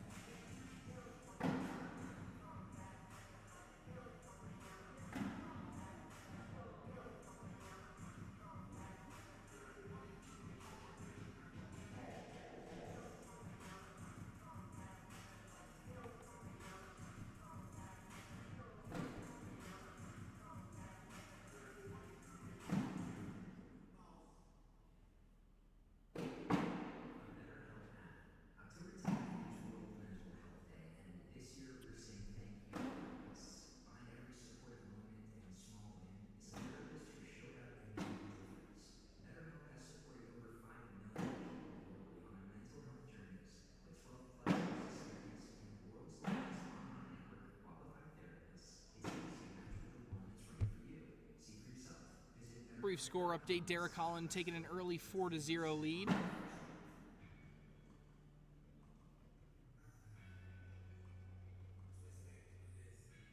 Tommy Sliker going after his bag, not able to claim it. Zach Aiken now.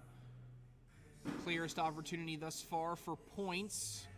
And he capitalizes. Will it be 4 or will it be more? It will be 4.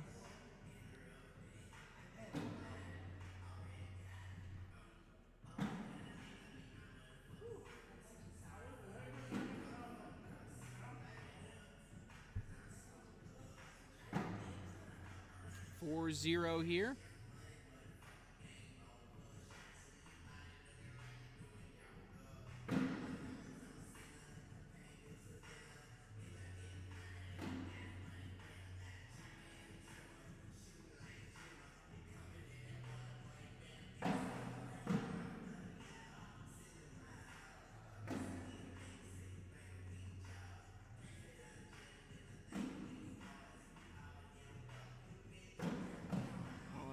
Block that's lane side for Sliker, so Sliker gonna have to get a little bit creative to get around it. Just kind of goes up through it, sits in front. Aiken was aggressively going after that bag, even though it wasn't his lane side collect opportunity for 2. And Sliker knocks in, but ends up out to the right.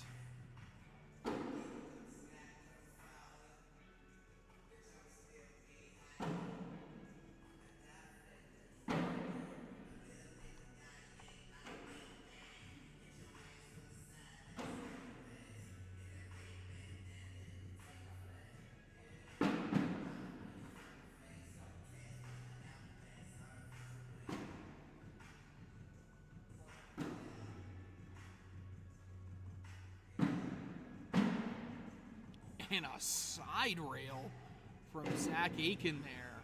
Very uncharacteristic.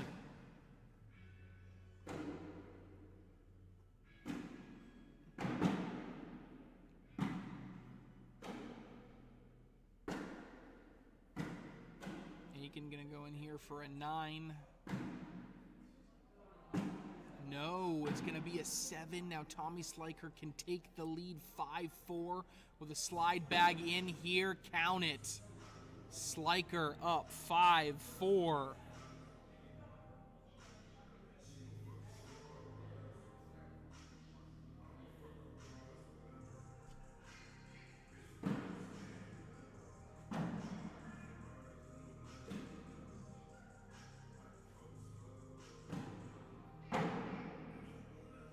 I think what you're trying to say, Matt, is, yeah, last year I said that Zach could take a lot of the big tournaments, but had yet to have success here in Rock Hill as an individual. Yeah, certainly.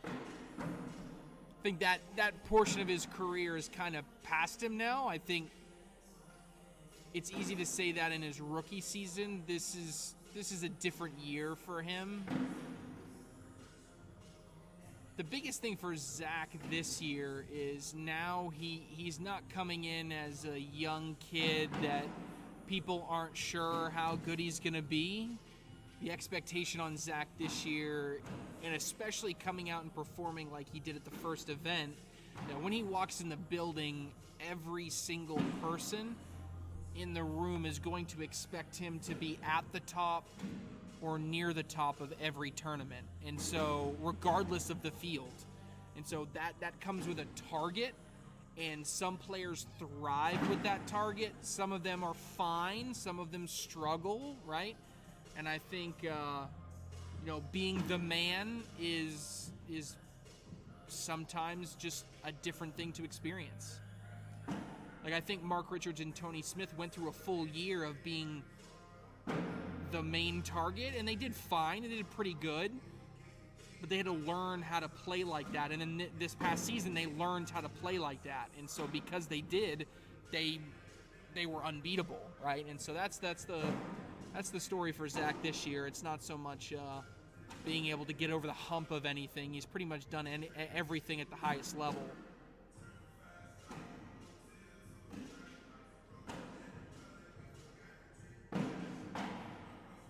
Airmail there for Zach.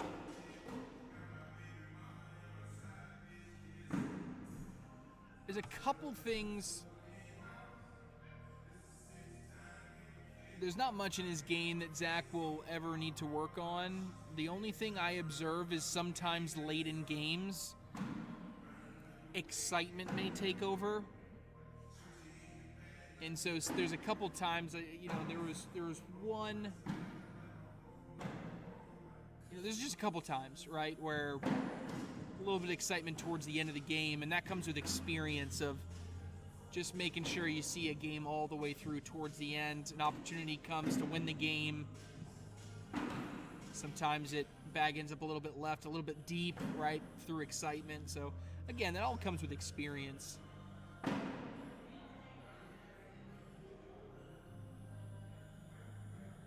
8-6 is our score on the board next to us. Derek Holland up 8-6 over Jake Gore. Meanwhile, 8-4 here as Tommy Sliker adds to his lead.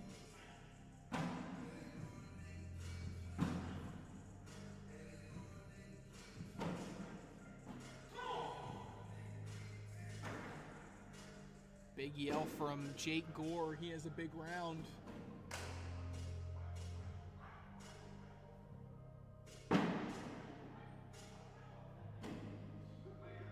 Gore retakes the lead 9-8 in their game.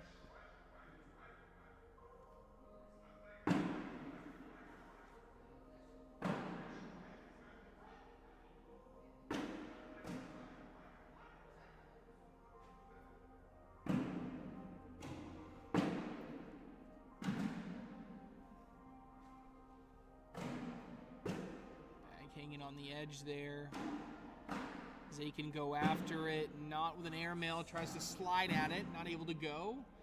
2 more for Sliker. Jake Gore getting another 4 points. Jake Gore's up 13-8 now in his game.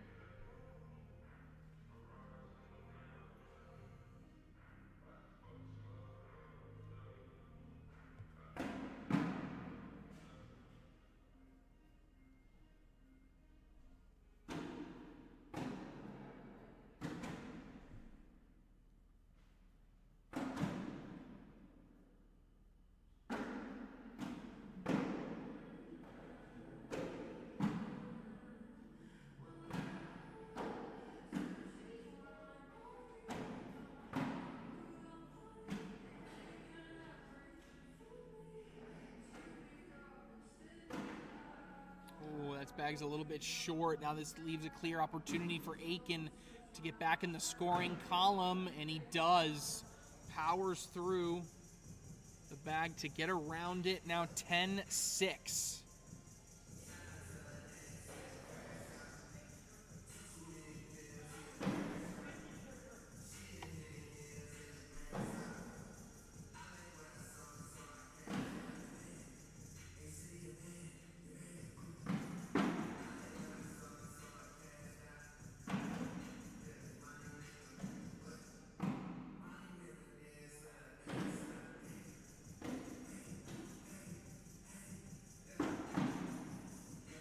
Bag is probably as good as in right now. Interesting to see how Sliker is going to handle this. He went slick, gets kicked out to the side.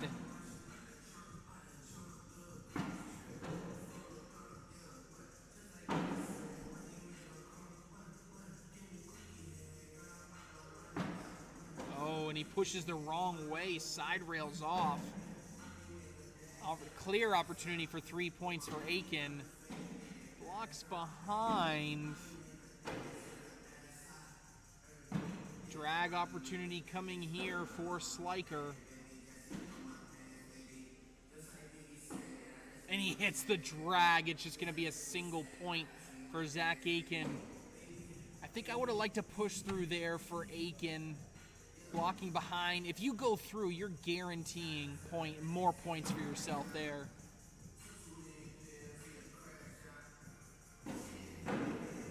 Either way, first bag over to Aiken, 10-7.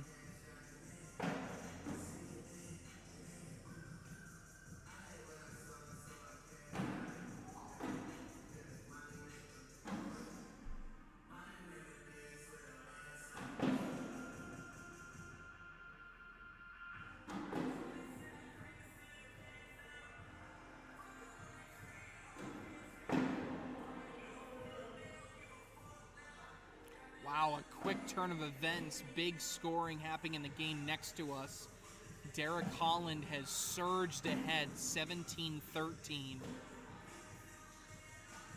As we see Tommy Sliker in this one debate what to do with his bag hanging on the side. He is going up, and he hits the drag. It's a risky play for Sliker. He misses this. He could be giving up 5, but he stays aggressive and hits it for the wash. It's 10-7.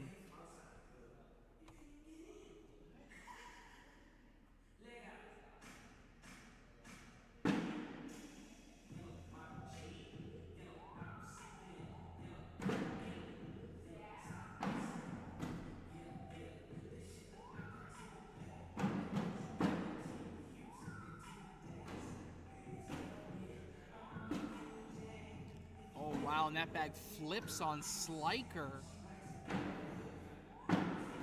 Surprising how the bag behaved like that.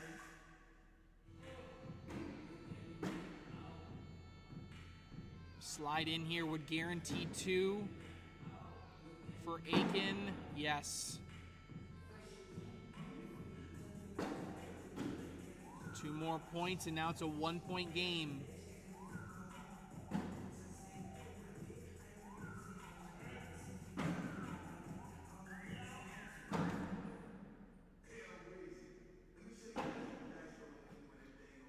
Derek Holland gets another point in his game. 18-13.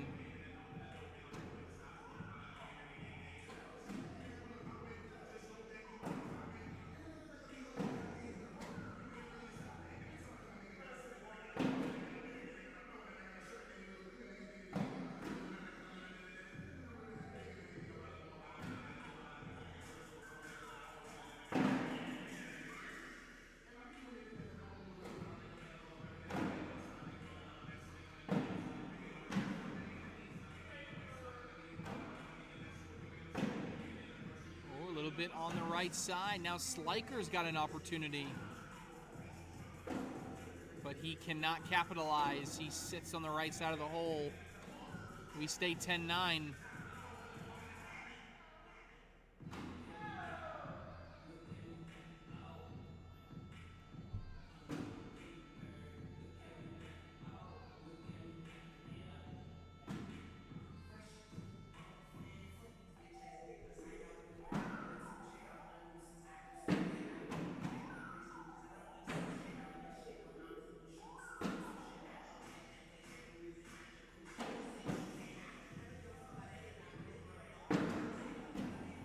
Bit left there for Aiken. Oh, what a bully there from Sliker, just moving it a little bit out of the way as Aiken stacking bags on the left-hand side. Now the good news is that's his lane side. The better news is Sliker missed, able to do a little bit of a recovery here.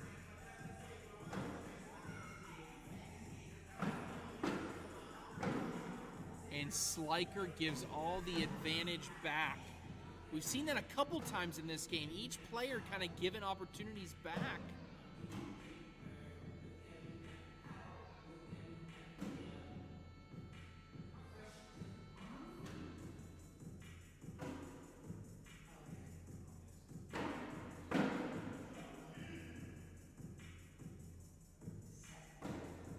Back right in front. Smart bunch up behind. Oh, what a roll. We don't see that very often from Aiken.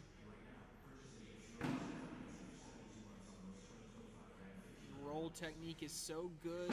Usually leaning on that slide bag to run bags. Not afraid to push through things, but that was a clean roll.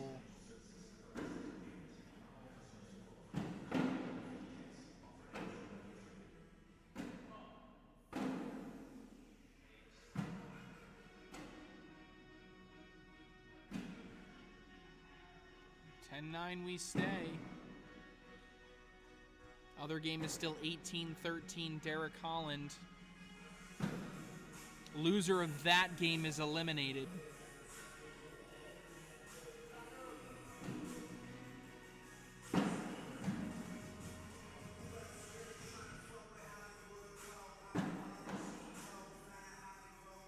Sliker cannot believe how that bag ends up on the left side of the hole.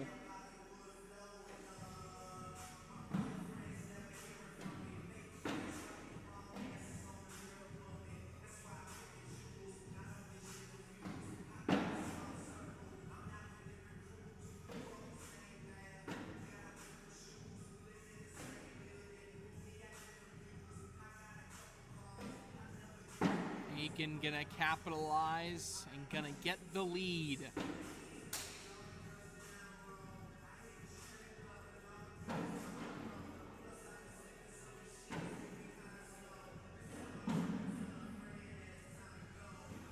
Aiken's first lead in this game since round 3.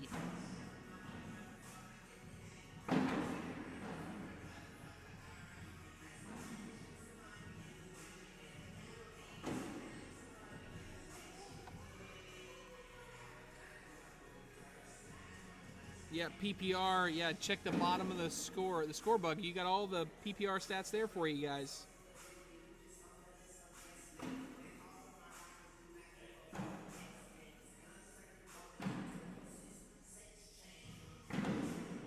Oh, that game is over. What happened? Did I miss something? I did.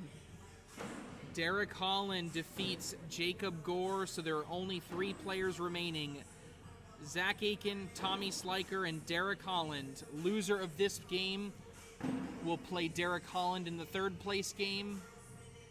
And the winner of that will come back to play the winner of whoever wins this one. And that time, Sliker's able to take advantage, and he'll take the lead back as well. 12-11.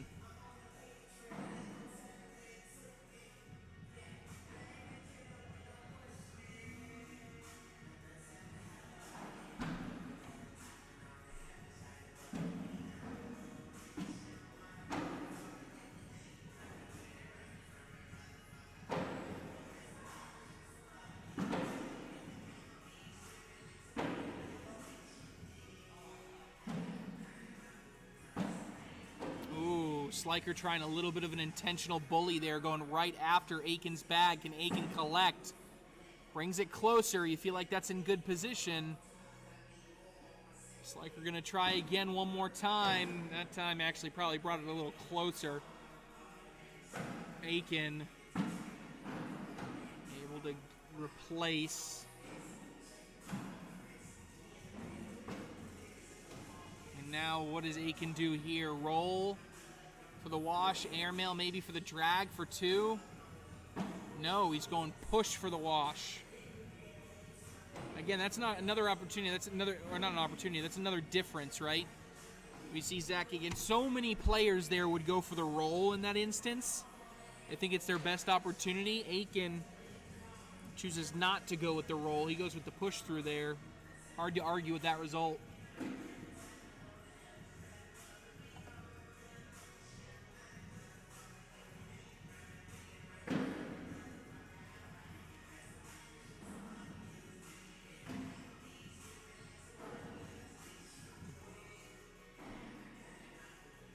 Aiken, oh, beautiful. Level 1 V block.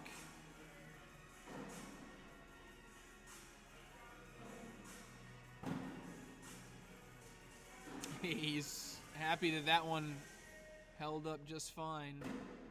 Oh, and Sliker can't believe he let that last one bleed out there like that.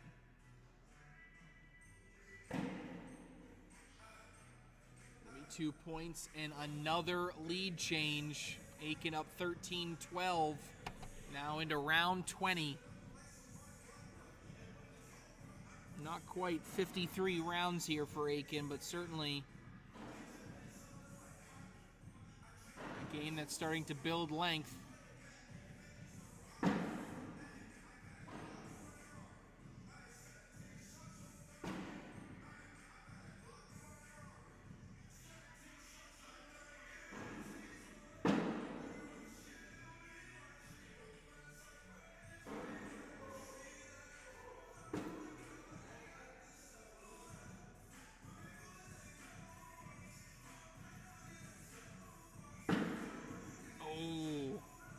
I thought it was a little bit of aggressive here, but it's turning out to be successful.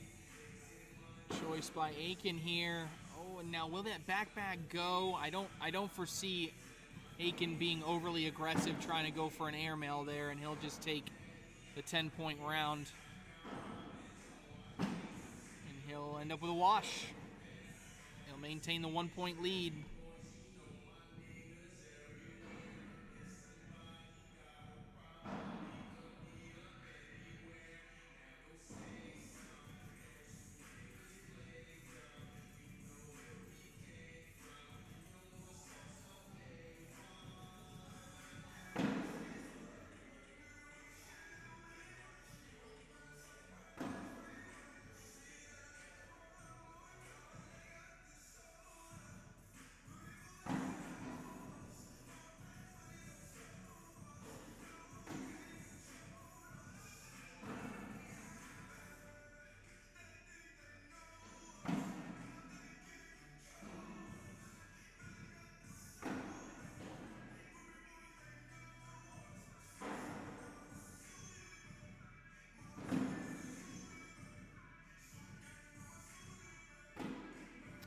another double four-bagger, another wash.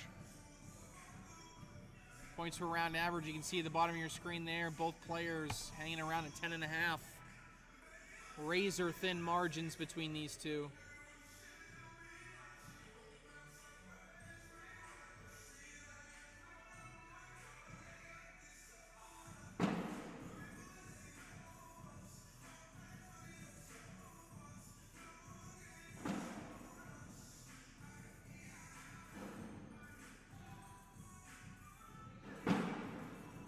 Replacement there.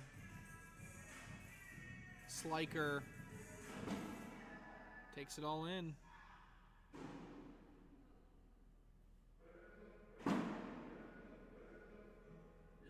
Sliker stepping out here. Can he get a little bit of a bully on this? It's going to be the question. Doesn't touch it there, so there's still a wide open opportunity for Aiken here to collect his own bag. Bag is away. He does get it. Picture perfect. That's why you would have liked at least a little bit of a bully, just a tap even. End up with a wash.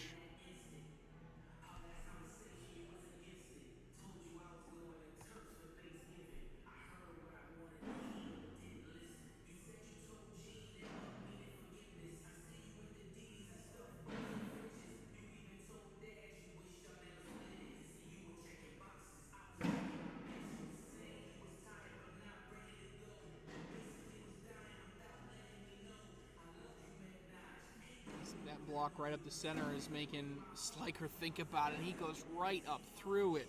Such a difficult push that he just makes look so easy.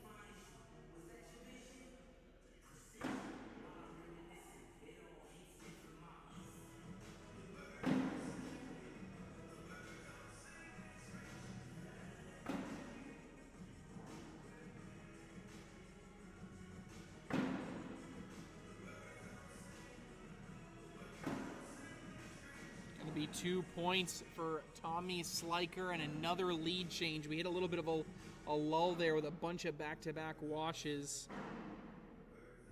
After 3 straight washes, we have another lead change.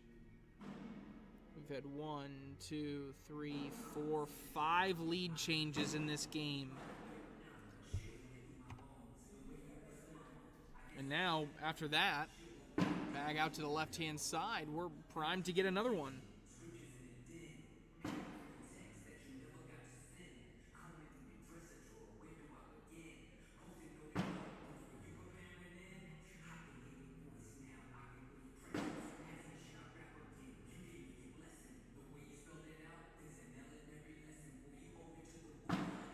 But he's out to the left again.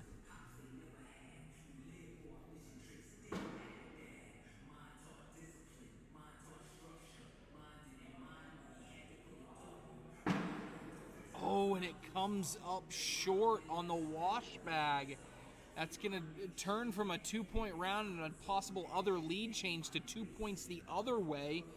And now Tommy Sliker up to 16, 5 points away from a ticket to the finals.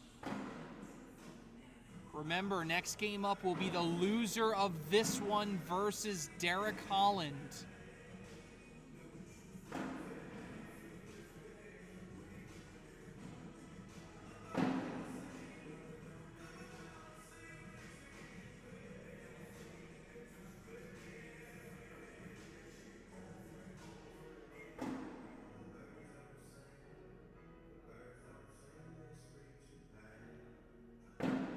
Round 25 here.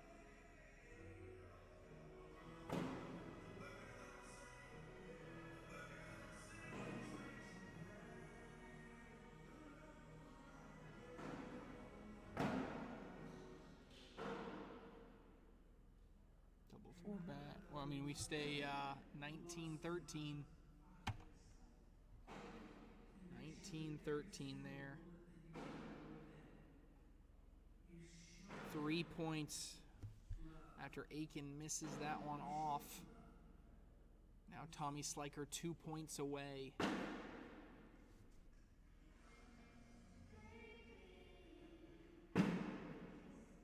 What do you think Sliker is listening to? I don't know. soundtrack of Space Jam. Space Jam have any songs in it? Could that be it? Definitely not ready to say for sure, but that is a fantastic bully right there by Tommy Sliker. Aiken all the way out trying to push it. They're kind of bunched. He may try to take this bag and just kind of sit in front. He does go in. Aiken's got to get them all. Bag away, and he gets them all. How clutch was that bag? Sliker thought he had it won, but Aiken takes a step out and gets them all right there, and a head nod to go with it. That's an incredible bag.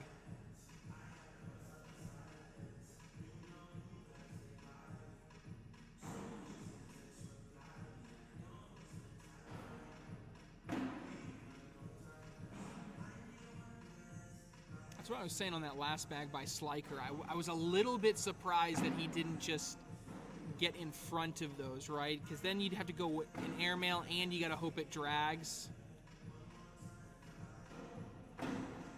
But now that could be it. That's a tougher bag to collect.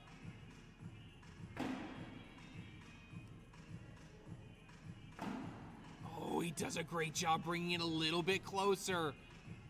Sliker's in. You gotta get the drag here. Bag is away and almost, but not quite. Tommy Sliker. Don't forget about us. Tommy Sliker wins against Zach Aiken. He will sit in the king seat and await the battle to come up next between Zach Aiken and Derek Holland. What a performance by Tommy Sliker. All right, we're going to take a quick break, and when we come back, you know what's coming up next. It's Zach Aiken, Derek Holland for a trip to the finals.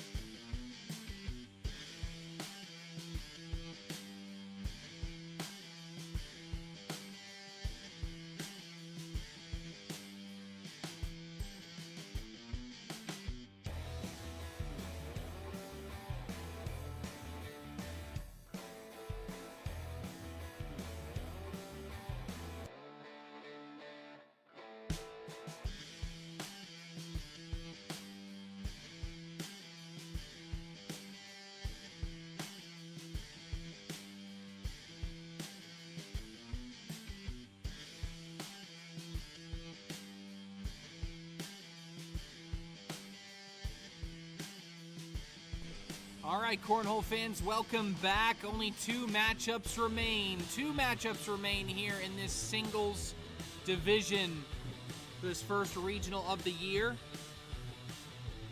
We have our elimination bracket final. Loser of this gets third. Winner goes to the finals to take on Tommy Sliker.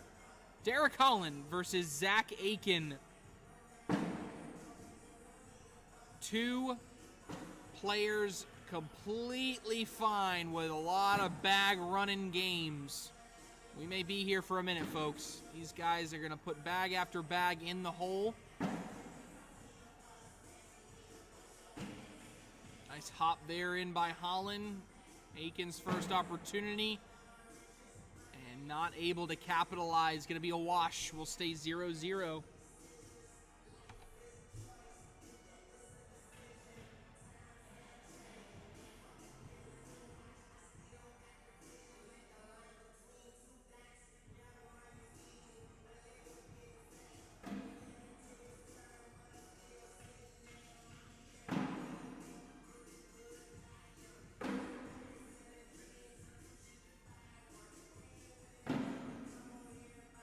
Nice bag to sit on top. Ooh, and those moved as Holland was releasing. That's unfortunate.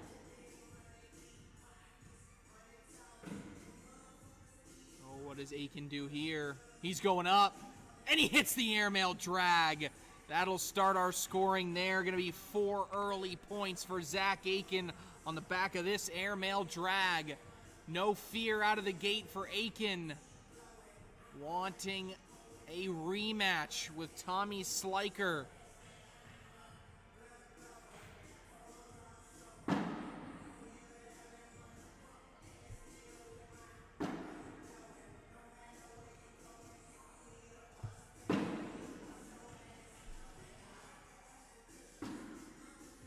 little bit of frustration there for Aiken. It's going to be a tough collect. He does kind of sit behind that location and may have worked out because it's going to be... Oh, but he brought Holland in with him. Holland can collect here for 2. Yes. Holland cuts the lead in half, 4-2.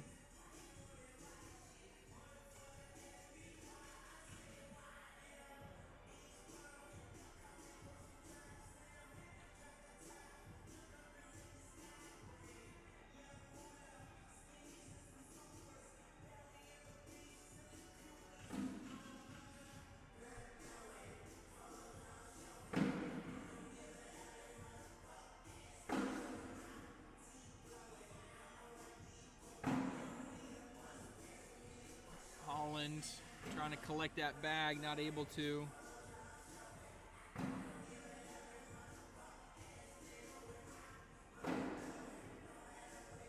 Can Aiken get around it without it? Oh, what a sneaky little bag there from Zach Aiken. Gonna get him 2 points. He's up to 6.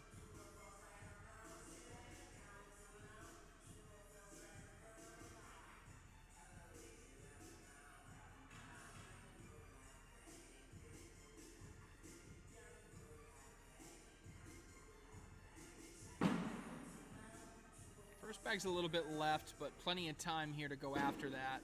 And that gets a little bit of help right on bag 1.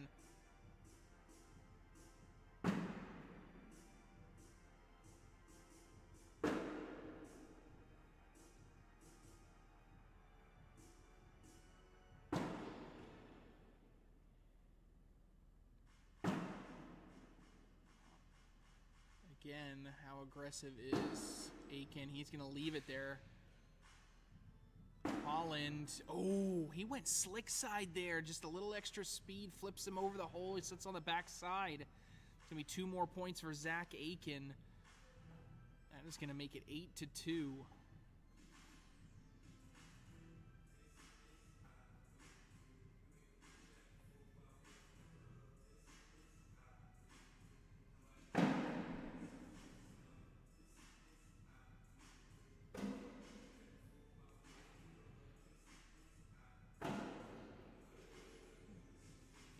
Over. Can Holland hop his bag over? Tried it, not able to hit it. Another roll opportunity coming from Aiken. Hits it again.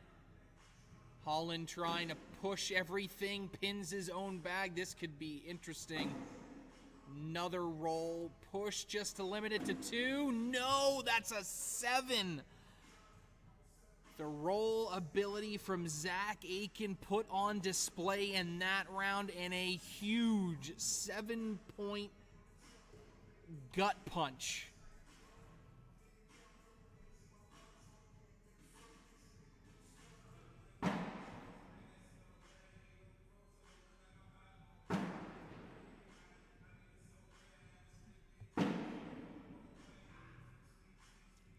Reminder, winner gets Tommy Sliker in the finals. Holland going up now. He hits it. And there's a 4-bagger there. We'll watch this airmail here by Derek Holland. Line drive as always. Bang.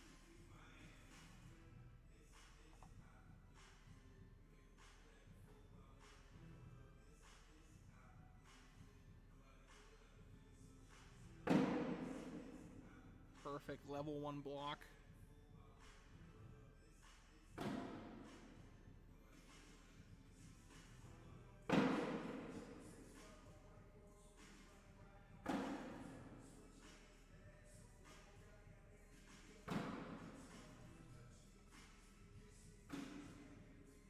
this is an interesting. I think maybe airmail here. He is going up. He knocks one in. Opportunity for Holland to maybe score some points here. Bag is away. Oh my gosh, and he cannot believe it.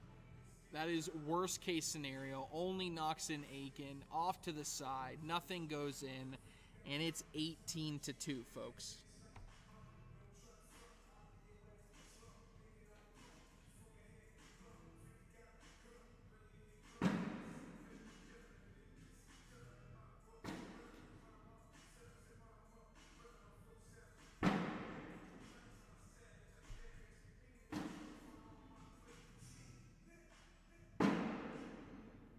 To the right there by Aiken.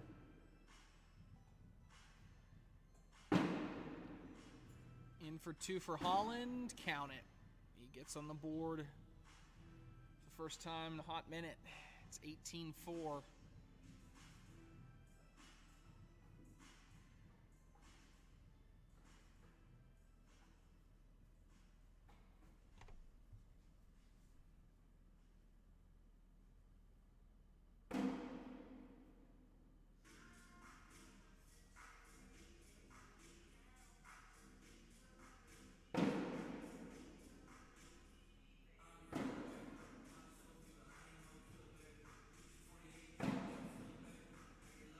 Doing everything he can to bring that bag in. Ooh, is he going to be tempted for a walk-off drag?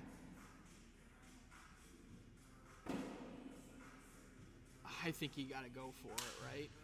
An opportunity for a walk-off drag. He's going to take a timeout to look at it. It's the right thing to do, go look at it, but if he can find a way, or there's a soap opportunity too. It's kind of like whichever you prefer. Could be a walk-off bar of soap, or it could be a walk-off airmail drag. Whatever you feel better with. But you got a chance to win the game right there. You got to go 2 in without taking any of Holland's if you want to win. Bag away. He went for the walk-off soap. Oh my gosh. Didn't get the other bag to go to, but he's still got the soap for 2. Wow. Man, so close to all of them going, but how about that? And I'm sorry, guys. I was so jacked up, I forgot to hit the replay button. Travesty on my part, but what a bag by Zach Aiken.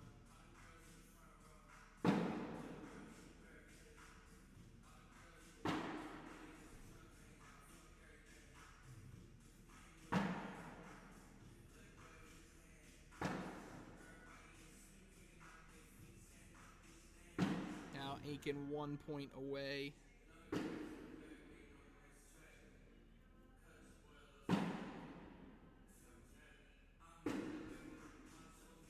Double 4-bagger wash. We stay 20-4.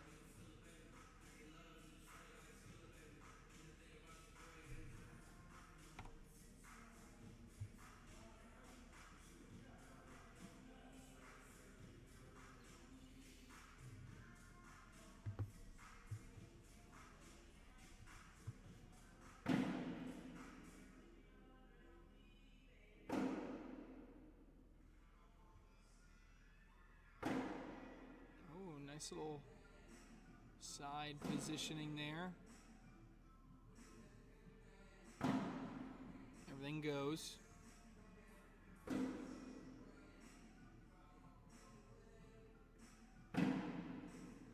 Gotta be in here. Yes.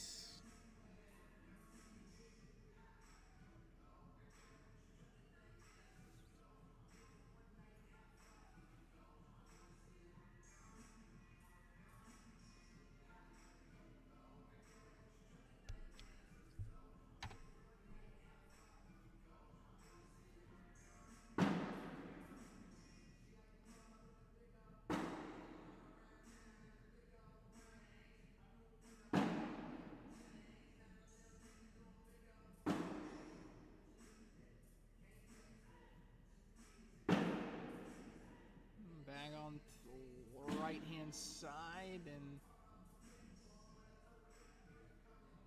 Aiken going up. He went to go for the drag, can't hit it, and Holland goes in. All right, that's for 5 Don't call it a comeback just yet, folks. But 5 points for Derek Holland's going to put him on 9.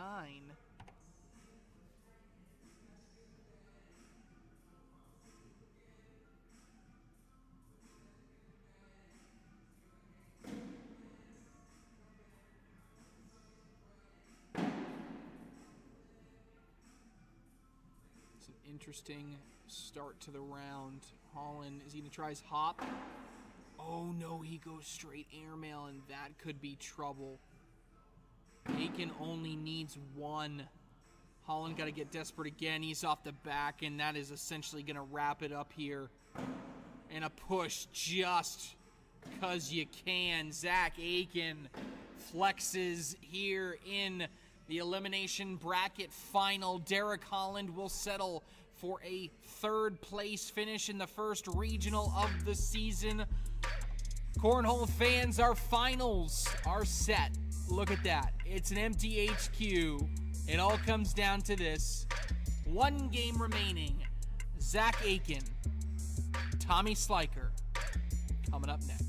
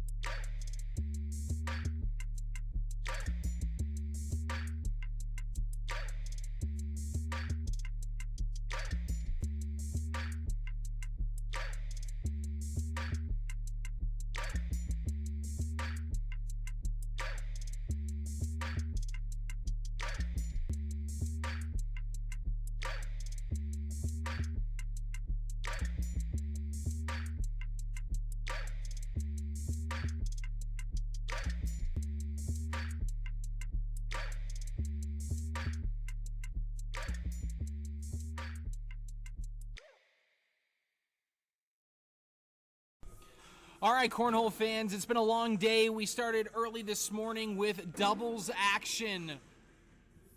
It was a fun day of crowning a champion early in the day with doubles. Fought all the way through that bracket, all the way through to the end here. We're down to our final 2 in singles.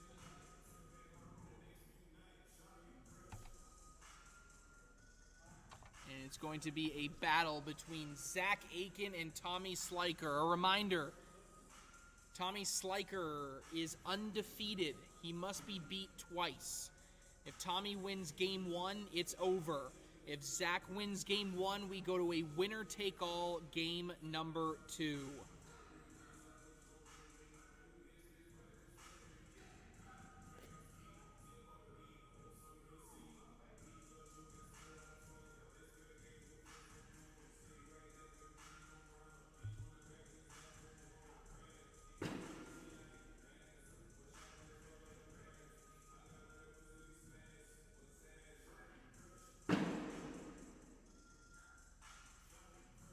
Zach Aiken going for the sweep of singles and doubles. Of course, 1 doubles alongside Sal Sandoval earlier today, defeating Matt Wilson and Michaela Calvi in the finals.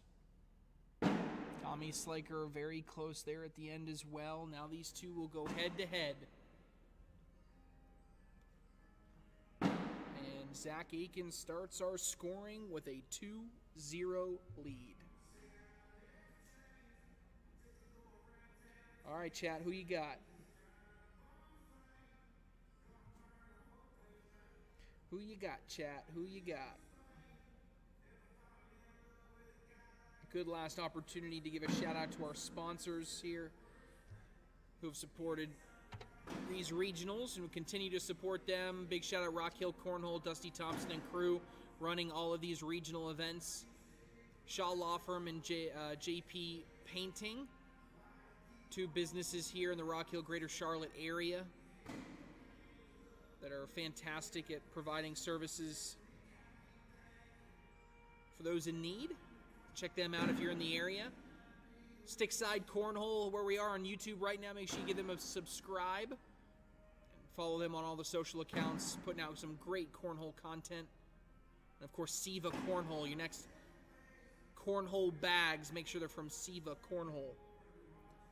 4-0 our score as Zach Egan goes out to an early lead. Reminder, if he wins game 1, we do have to go to game 2, winner take all.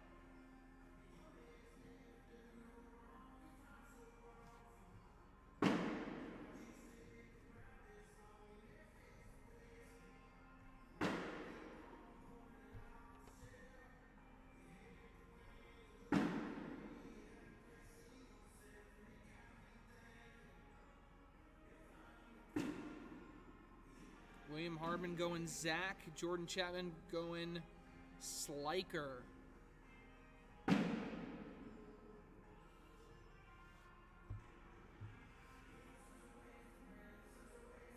Sliker. Oh, and he ends up, instead of using it as a bumper, ends up blocking it up. Oh, and Aiken, instead of trying to just go in, he tries to go after those bags.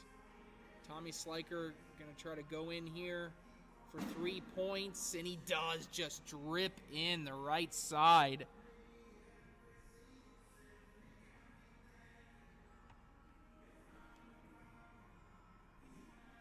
Four to 3.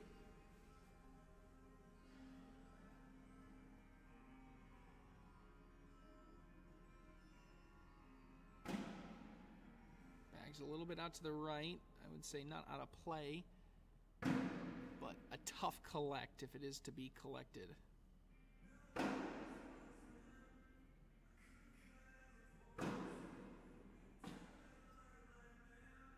Aiken frustrated, but Sliker doesn't have an easy path to his bags either. He went airmail off the back. This could be a 5-point round here for Zach Aiken. He rolls in one there.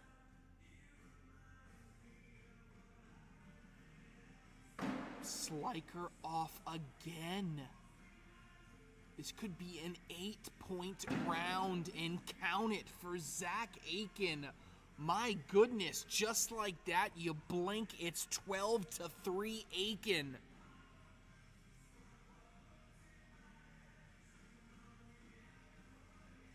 Sliker staying aggressive, knowing he's got a game to play with. That's the justification for the 2 airmail attempts that go awry. And another bag out to the side. That's not his lane side either, and Aiken continues to deal.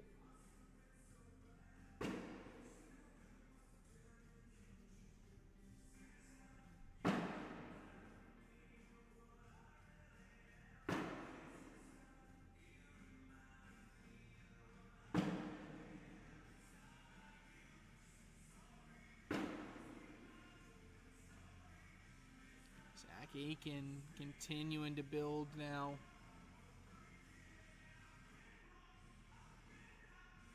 (14-3). Zach Aiken, another 2 points.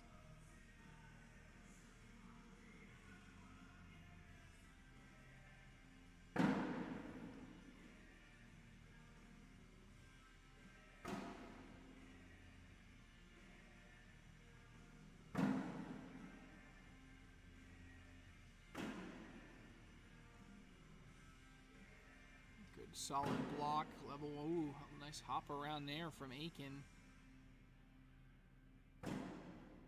Strong collect there, pushing right through.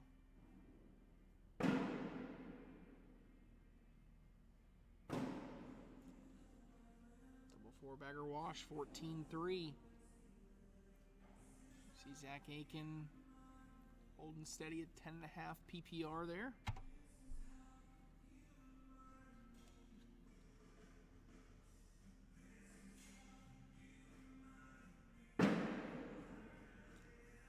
About as good of a block as you're going to get right there.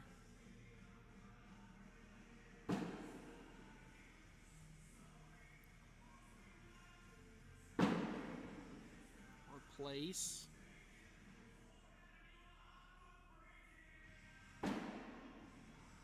And it kind of replaces off to the side.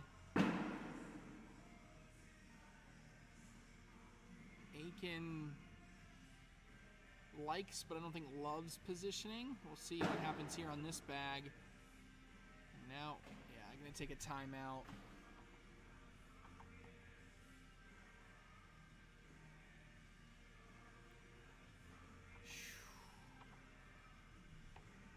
That bag's a little elevated. Could get a little crazy. If you want to get crazy, I think there's a bar of soap to be had somewhere, but that's, I think, a little aggressive. Wouldn't be surprised to see a roll here. No, he is going aggressive. And he does get the bar of soap. He does get it. It goes right over the hole.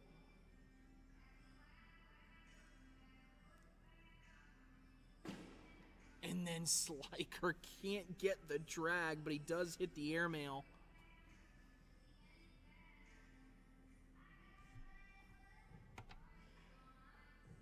(14-4).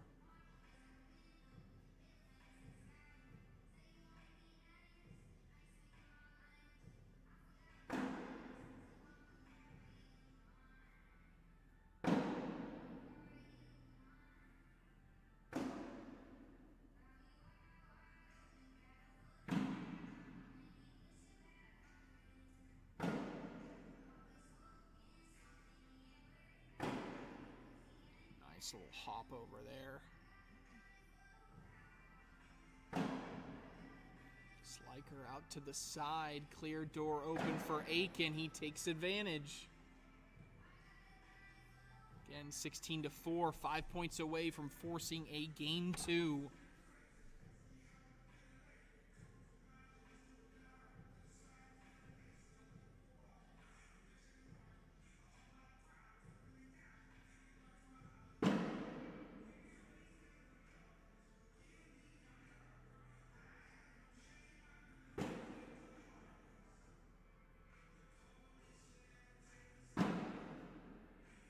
Sliker's got another bag on the backside of the hole. I don't think that is collectible.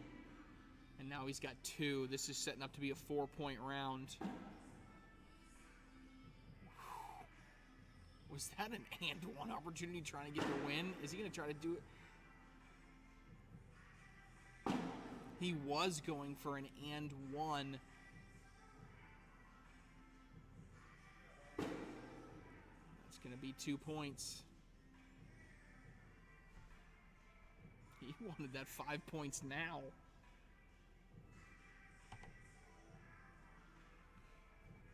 I usually don't see Zach Aiken play that aggressive, to be honest with you. It's a shock to me.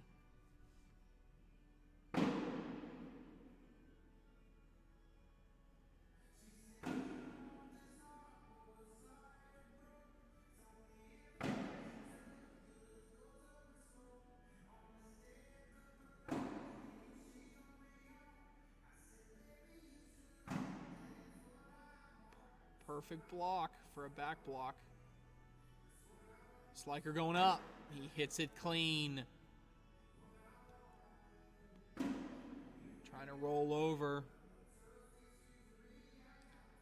Sliker's got to be careful. Yeah, an airmail miss here would lose him.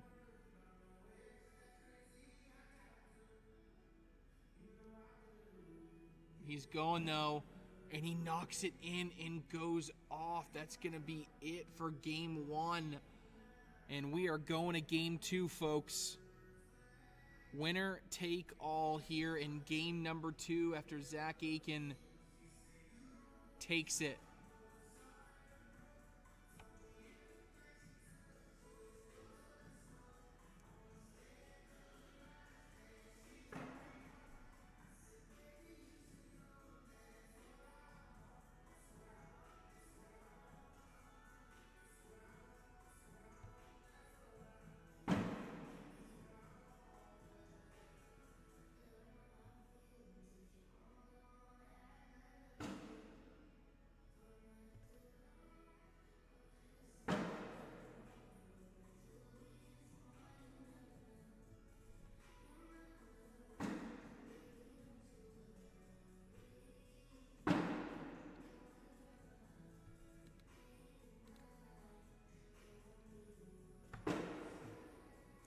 all bunched up there in front.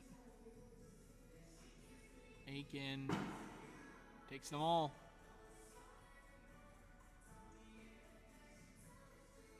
And we'll start with a double four-bagger wash.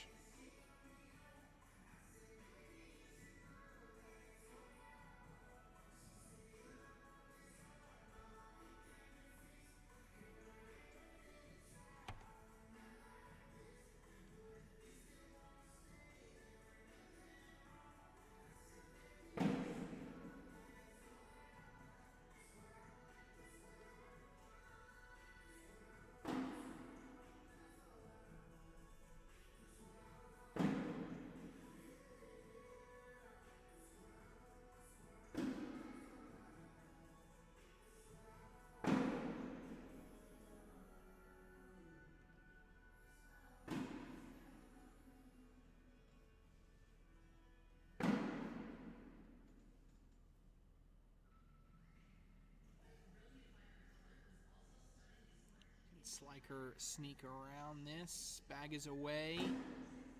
No, it all goes through, but he'll take that.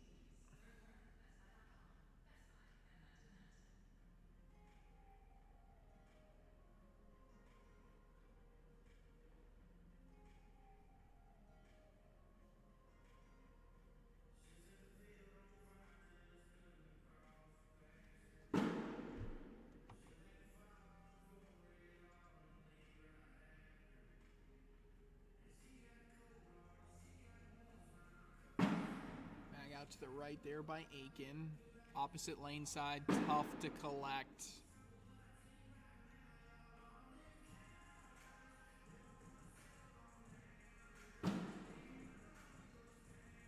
Sliker brings Aiken a little bit closer. Expect a follow through here.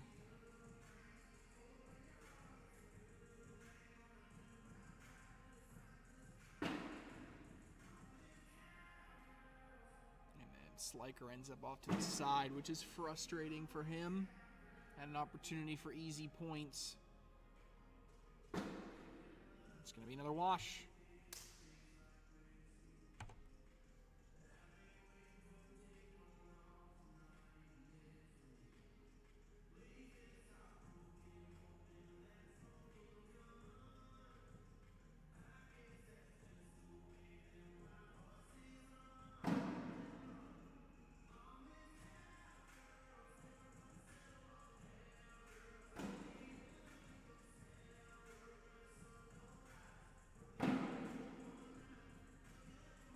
Bag flipped over on the backside there.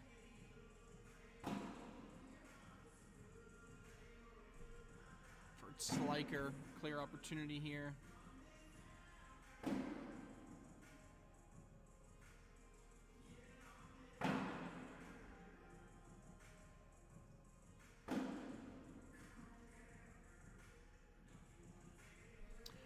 First scoring of game number 2 goes to Zach Aiken. 2-0. Finals, game 2.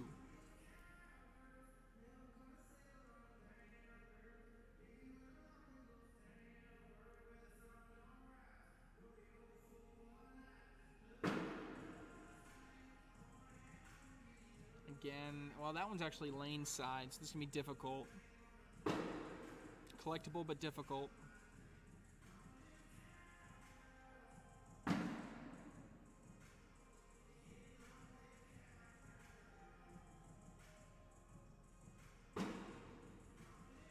That's a perfect bag because that may have taken away the airmail attempt by Aiken, and now he's kind of bunched. What does Aiken do on this next bag? Oh, what a little punch out of the way. Aiken just chooses to go in, doesn't want to risk the big round. This can go in for 4 in the lead for Sliker. Yes.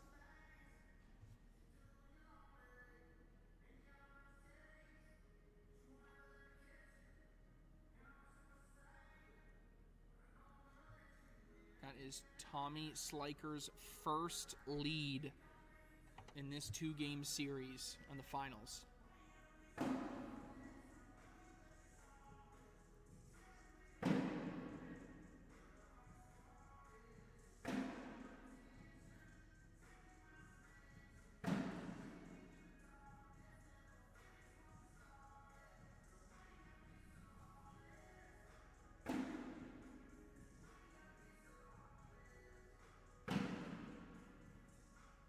His fast side ends up a little bit to the right. That is lane side for Aiken.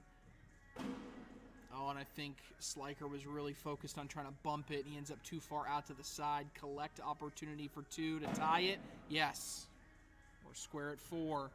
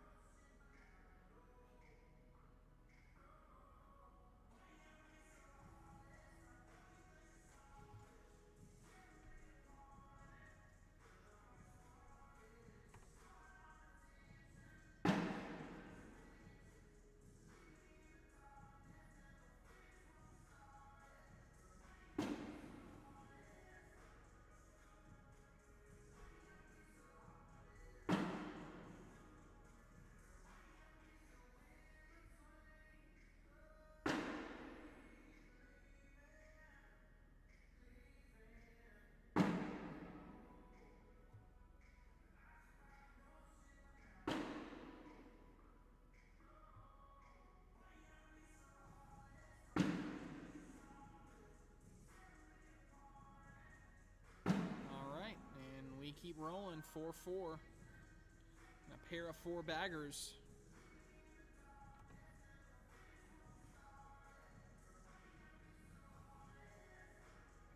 Round 8. Let's take a look at our statistical leaders for the entire tournament.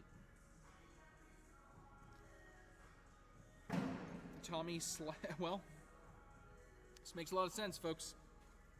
Our number 1 and number 2 PPR and DPR leaders for this entire tournament are the 2 that you see in front of you. Zach Aiken is leading the entire tournament in DPR at a 0.56. Tommy Sliker is second at 0.5. Tommy Sliker is leading the tournament in PPR at a 10.34. Zach Aiken is second at a 10.32. So statistically, the 2 best players on the day are the ones that you're seeing in front of you. As I say that, Tommy Sliker goes deep on an airmail drag attempt, and this is what got him in trouble the first game. Ended up giving up an 8 on a 10-2 round. Can he limit this damage to just 3? He's going up, and he does hit the drag that time. He's got to feel a lot better about that than what happened, like I said, in that first matchup. We'll watch this again here. Same shot, different result this time. He'll take that. 7-4.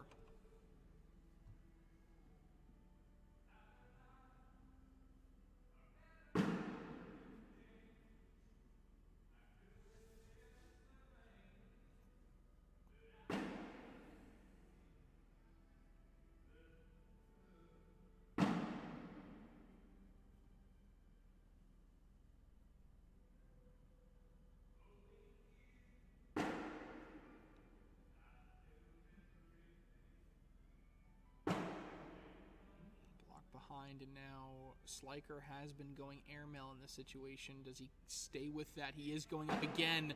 He's off again.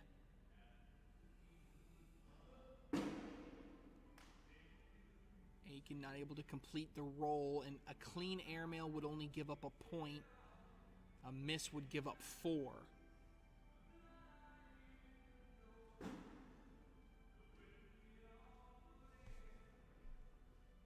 Zach Aiken continues his run.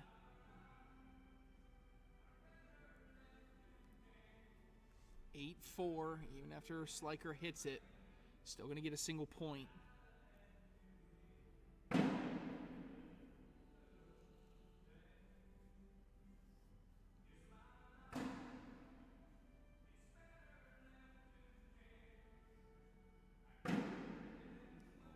Right. First opportunity in a while that Sliker has had. And I don't want to say he spoiled it just yet, but certainly, and that just tipped over the top. Anything less on that, it hangs up. It gets all the way up and over. That's a good push up through there. He's got complete hole control.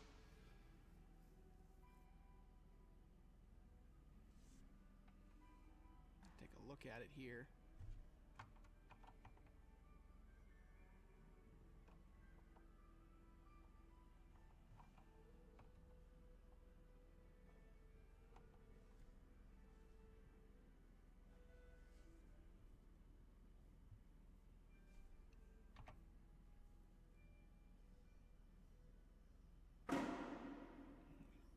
over there. Aiken will take it, and now this is a push-through opportunity for a couple points here for Sliker. Bag is away, fast side down, he gets them both. And that cuts the lead in half, make it 8-6.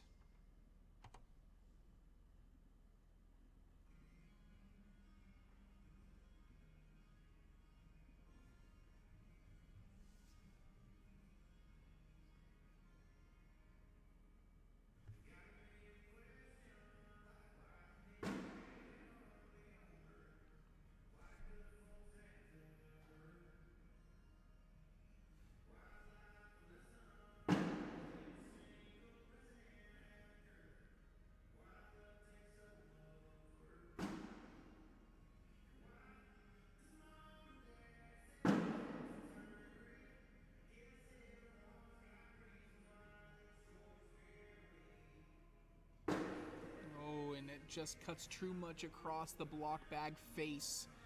And so now this is an opportunity for a couple points from Aiken. He takes advantage there. That bag is out of play. It's not in the lane of Sliker. He's just going to have to cut his losses, go in. And that's what he does. This is in, if he can, for 2 points. Aiken, count it.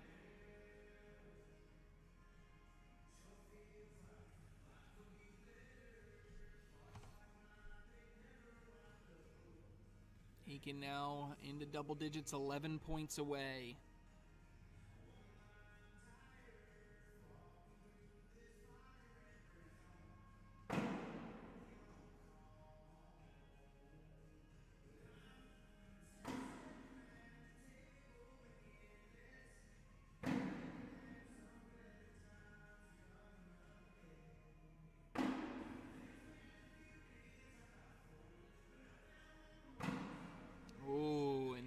Tommy Sliker can even up this game.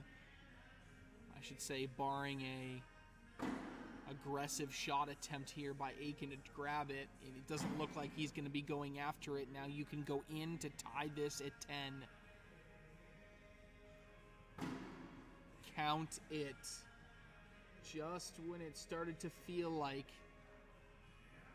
Tommy Sliker was falling behind and Zach Aiken was building momentum, Sliker rights the ship, gets 4, and we're tied.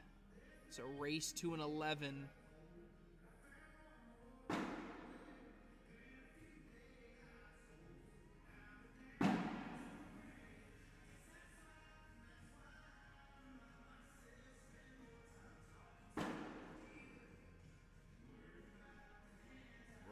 Coming, oh, and it just cuts in.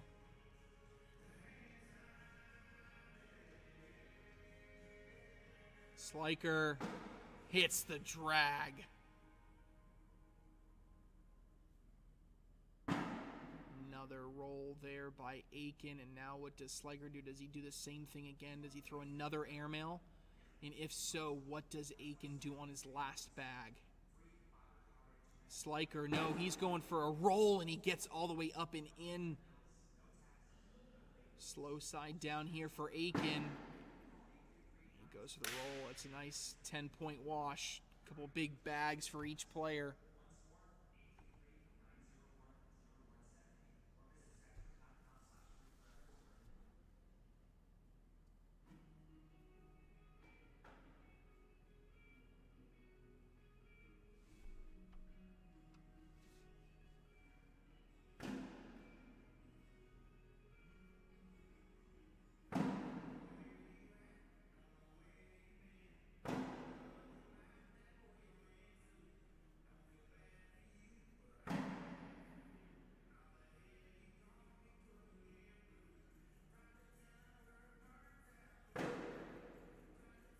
Out to the right-hand side. Gonna leave an opportunity here for Zach Aiken. Can go in for 2 and the lead. Bag is away. Yes.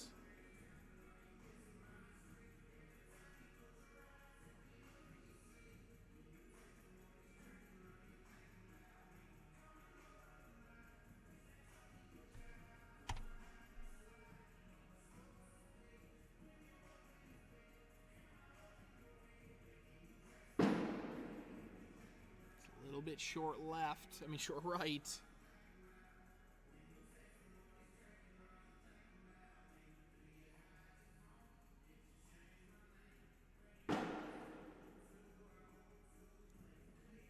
Definitely not out of play, especially on an airmail attempt. Now it is, but Aiken's bag is also out of play.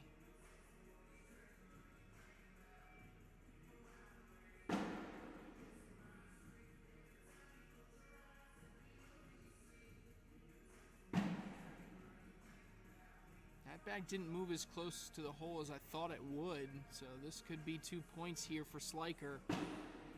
No, he spoils it. Aiken. Oh, Aiken's going up.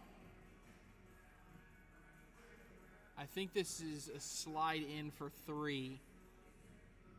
I think Aiken knocked one of each off and his went off. So now this becomes a slide. Anything here is for points. And that's in for 3. That's going to give Tommy Sliker the lead, 13-12.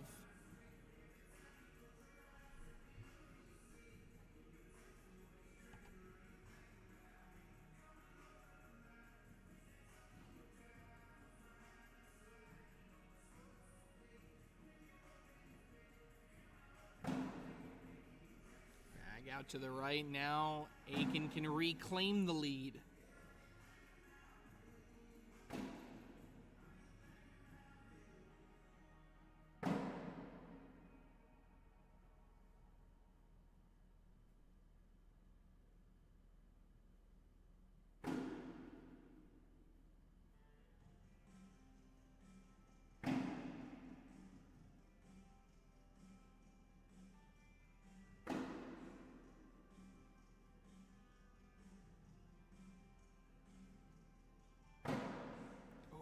Just skips a little over the left-hand side. It's still going to be 2 points and the lead for Aiken back.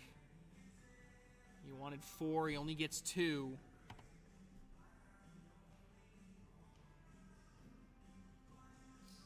Over 200 of you tuning in. Thank you so much. Make sure you give it a like, a share, a subscribe. Whether you're watching on Facebook or on YouTube. We're live on Rock Hill Cornhole on Facebook and Stickside Cornhole on YouTube. First regional of the season. I'm going to do as many of these as I can streaming wise. Appreciate all of you tuning in. Another last shout out. Shaw Law Firm, JPS Painting.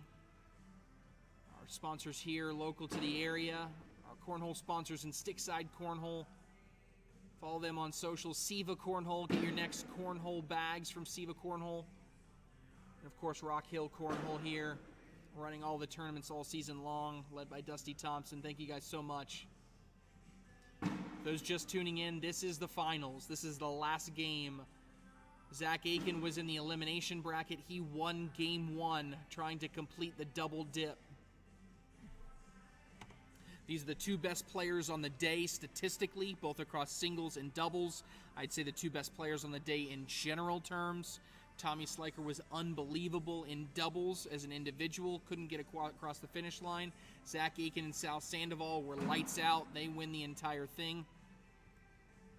They go undefeated on the day. Had 2 close ones. One in the king seat, one in the finals. But they went undefeated on the day. And then Zach Aiken here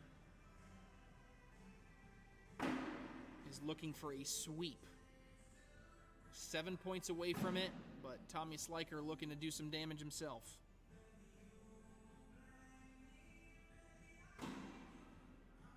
That actually worked out really well. Aiken gonna go cover. And now Sliker gonna take a timeout. Oof, this is a...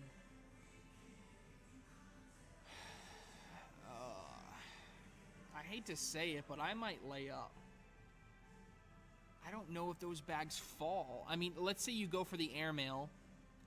Well, I do think... Yeah, all right, he is... Wow, no, he's not even going to lay up. He's going to give Zach Aiken a point. All right, and I think he's happy with that decision. He did slam those bags on the board just to see if they'd fall. They did fall. So maybe a brilliant decision there by Tommy Sliker to give Zach Aiken a point. Chooses not to throw it.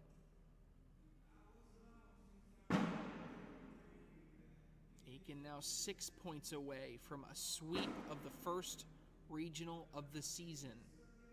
Fresh off of his second place finish, an epic showdown with Cash Chamness. 53 rounds at Open number 1.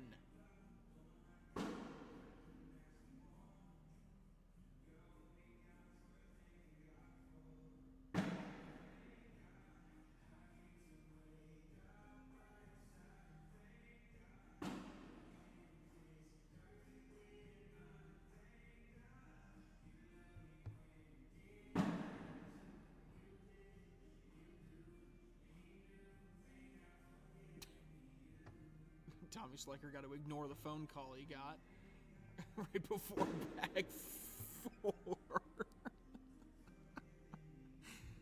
Oh, man. Our sport, man.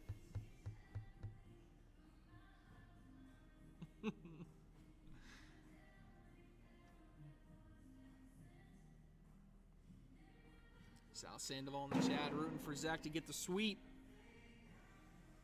6 points away. 15-13.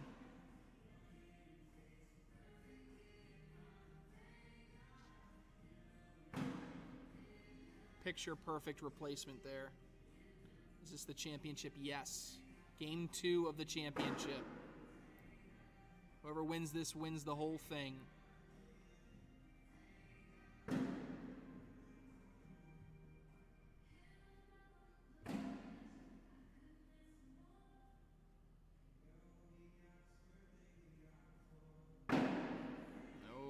Out to the left-hand side. Can Tommy Sliker tie this game? Bag is away. Yes, he can. It is a race to 6, folks. 15 all.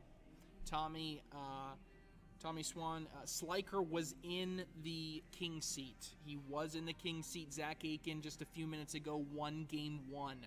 Pretty decidedly. Tommy gave up an 8 early in the game that obviously gave Aiken a rather large lead and never really recovered, but this second game has been a completely different story. Let me check the lead changes here in game 2. Yeah, 1, 2, 3, 4. 4 lead changes.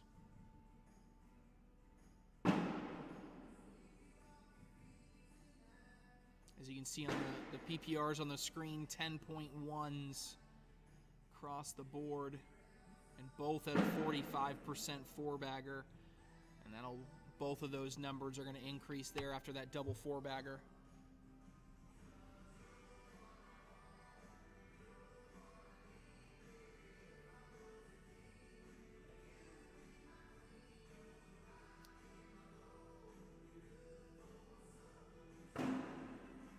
Sliker's first bag is in.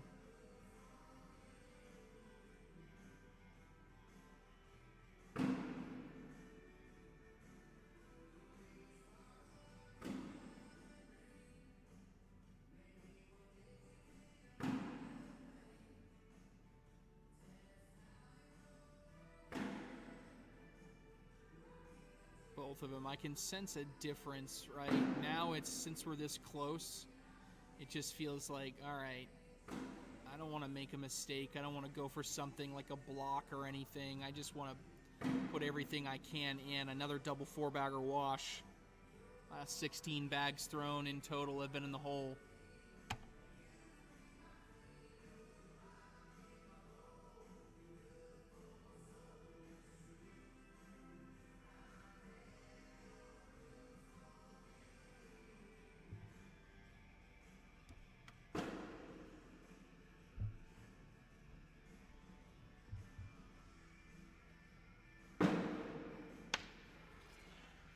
Bag to the right.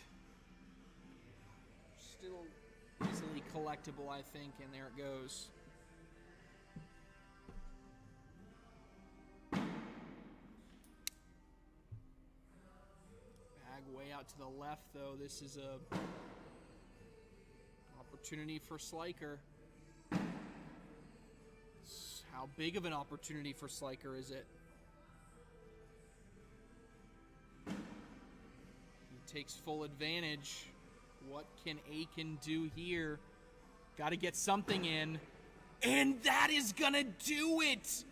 A 6-point round after the back and forth. What a finish and what a win for Tommy Sliker. Makes a statement early in this season against some of the best in the world. Kobe Costanza, bro. He shouts out his partner, Kobe Costanza, saying, "We are ready." Tommy Sliker with a statement victory here to win the first regional of the season. How about it, folks? Wow. All right, well, thank you all so much for tuning in. It has been a pleasure being with you. The HQ is empty. They're kicking everybody out. Thank you guys for tuning in. I will be in Winter Haven, Florida this coming weekend for ACL Open number 2. Tune in all weekend long to watch the best players across the United States, especially the Southeast, throwing it down in Winter Haven for the second title of the season. For Dusty Thompson and the rest of the Rock Hill Cornhole crew, this has been Trey Ryder saying so long. We'll see you in Florida. Have a great night.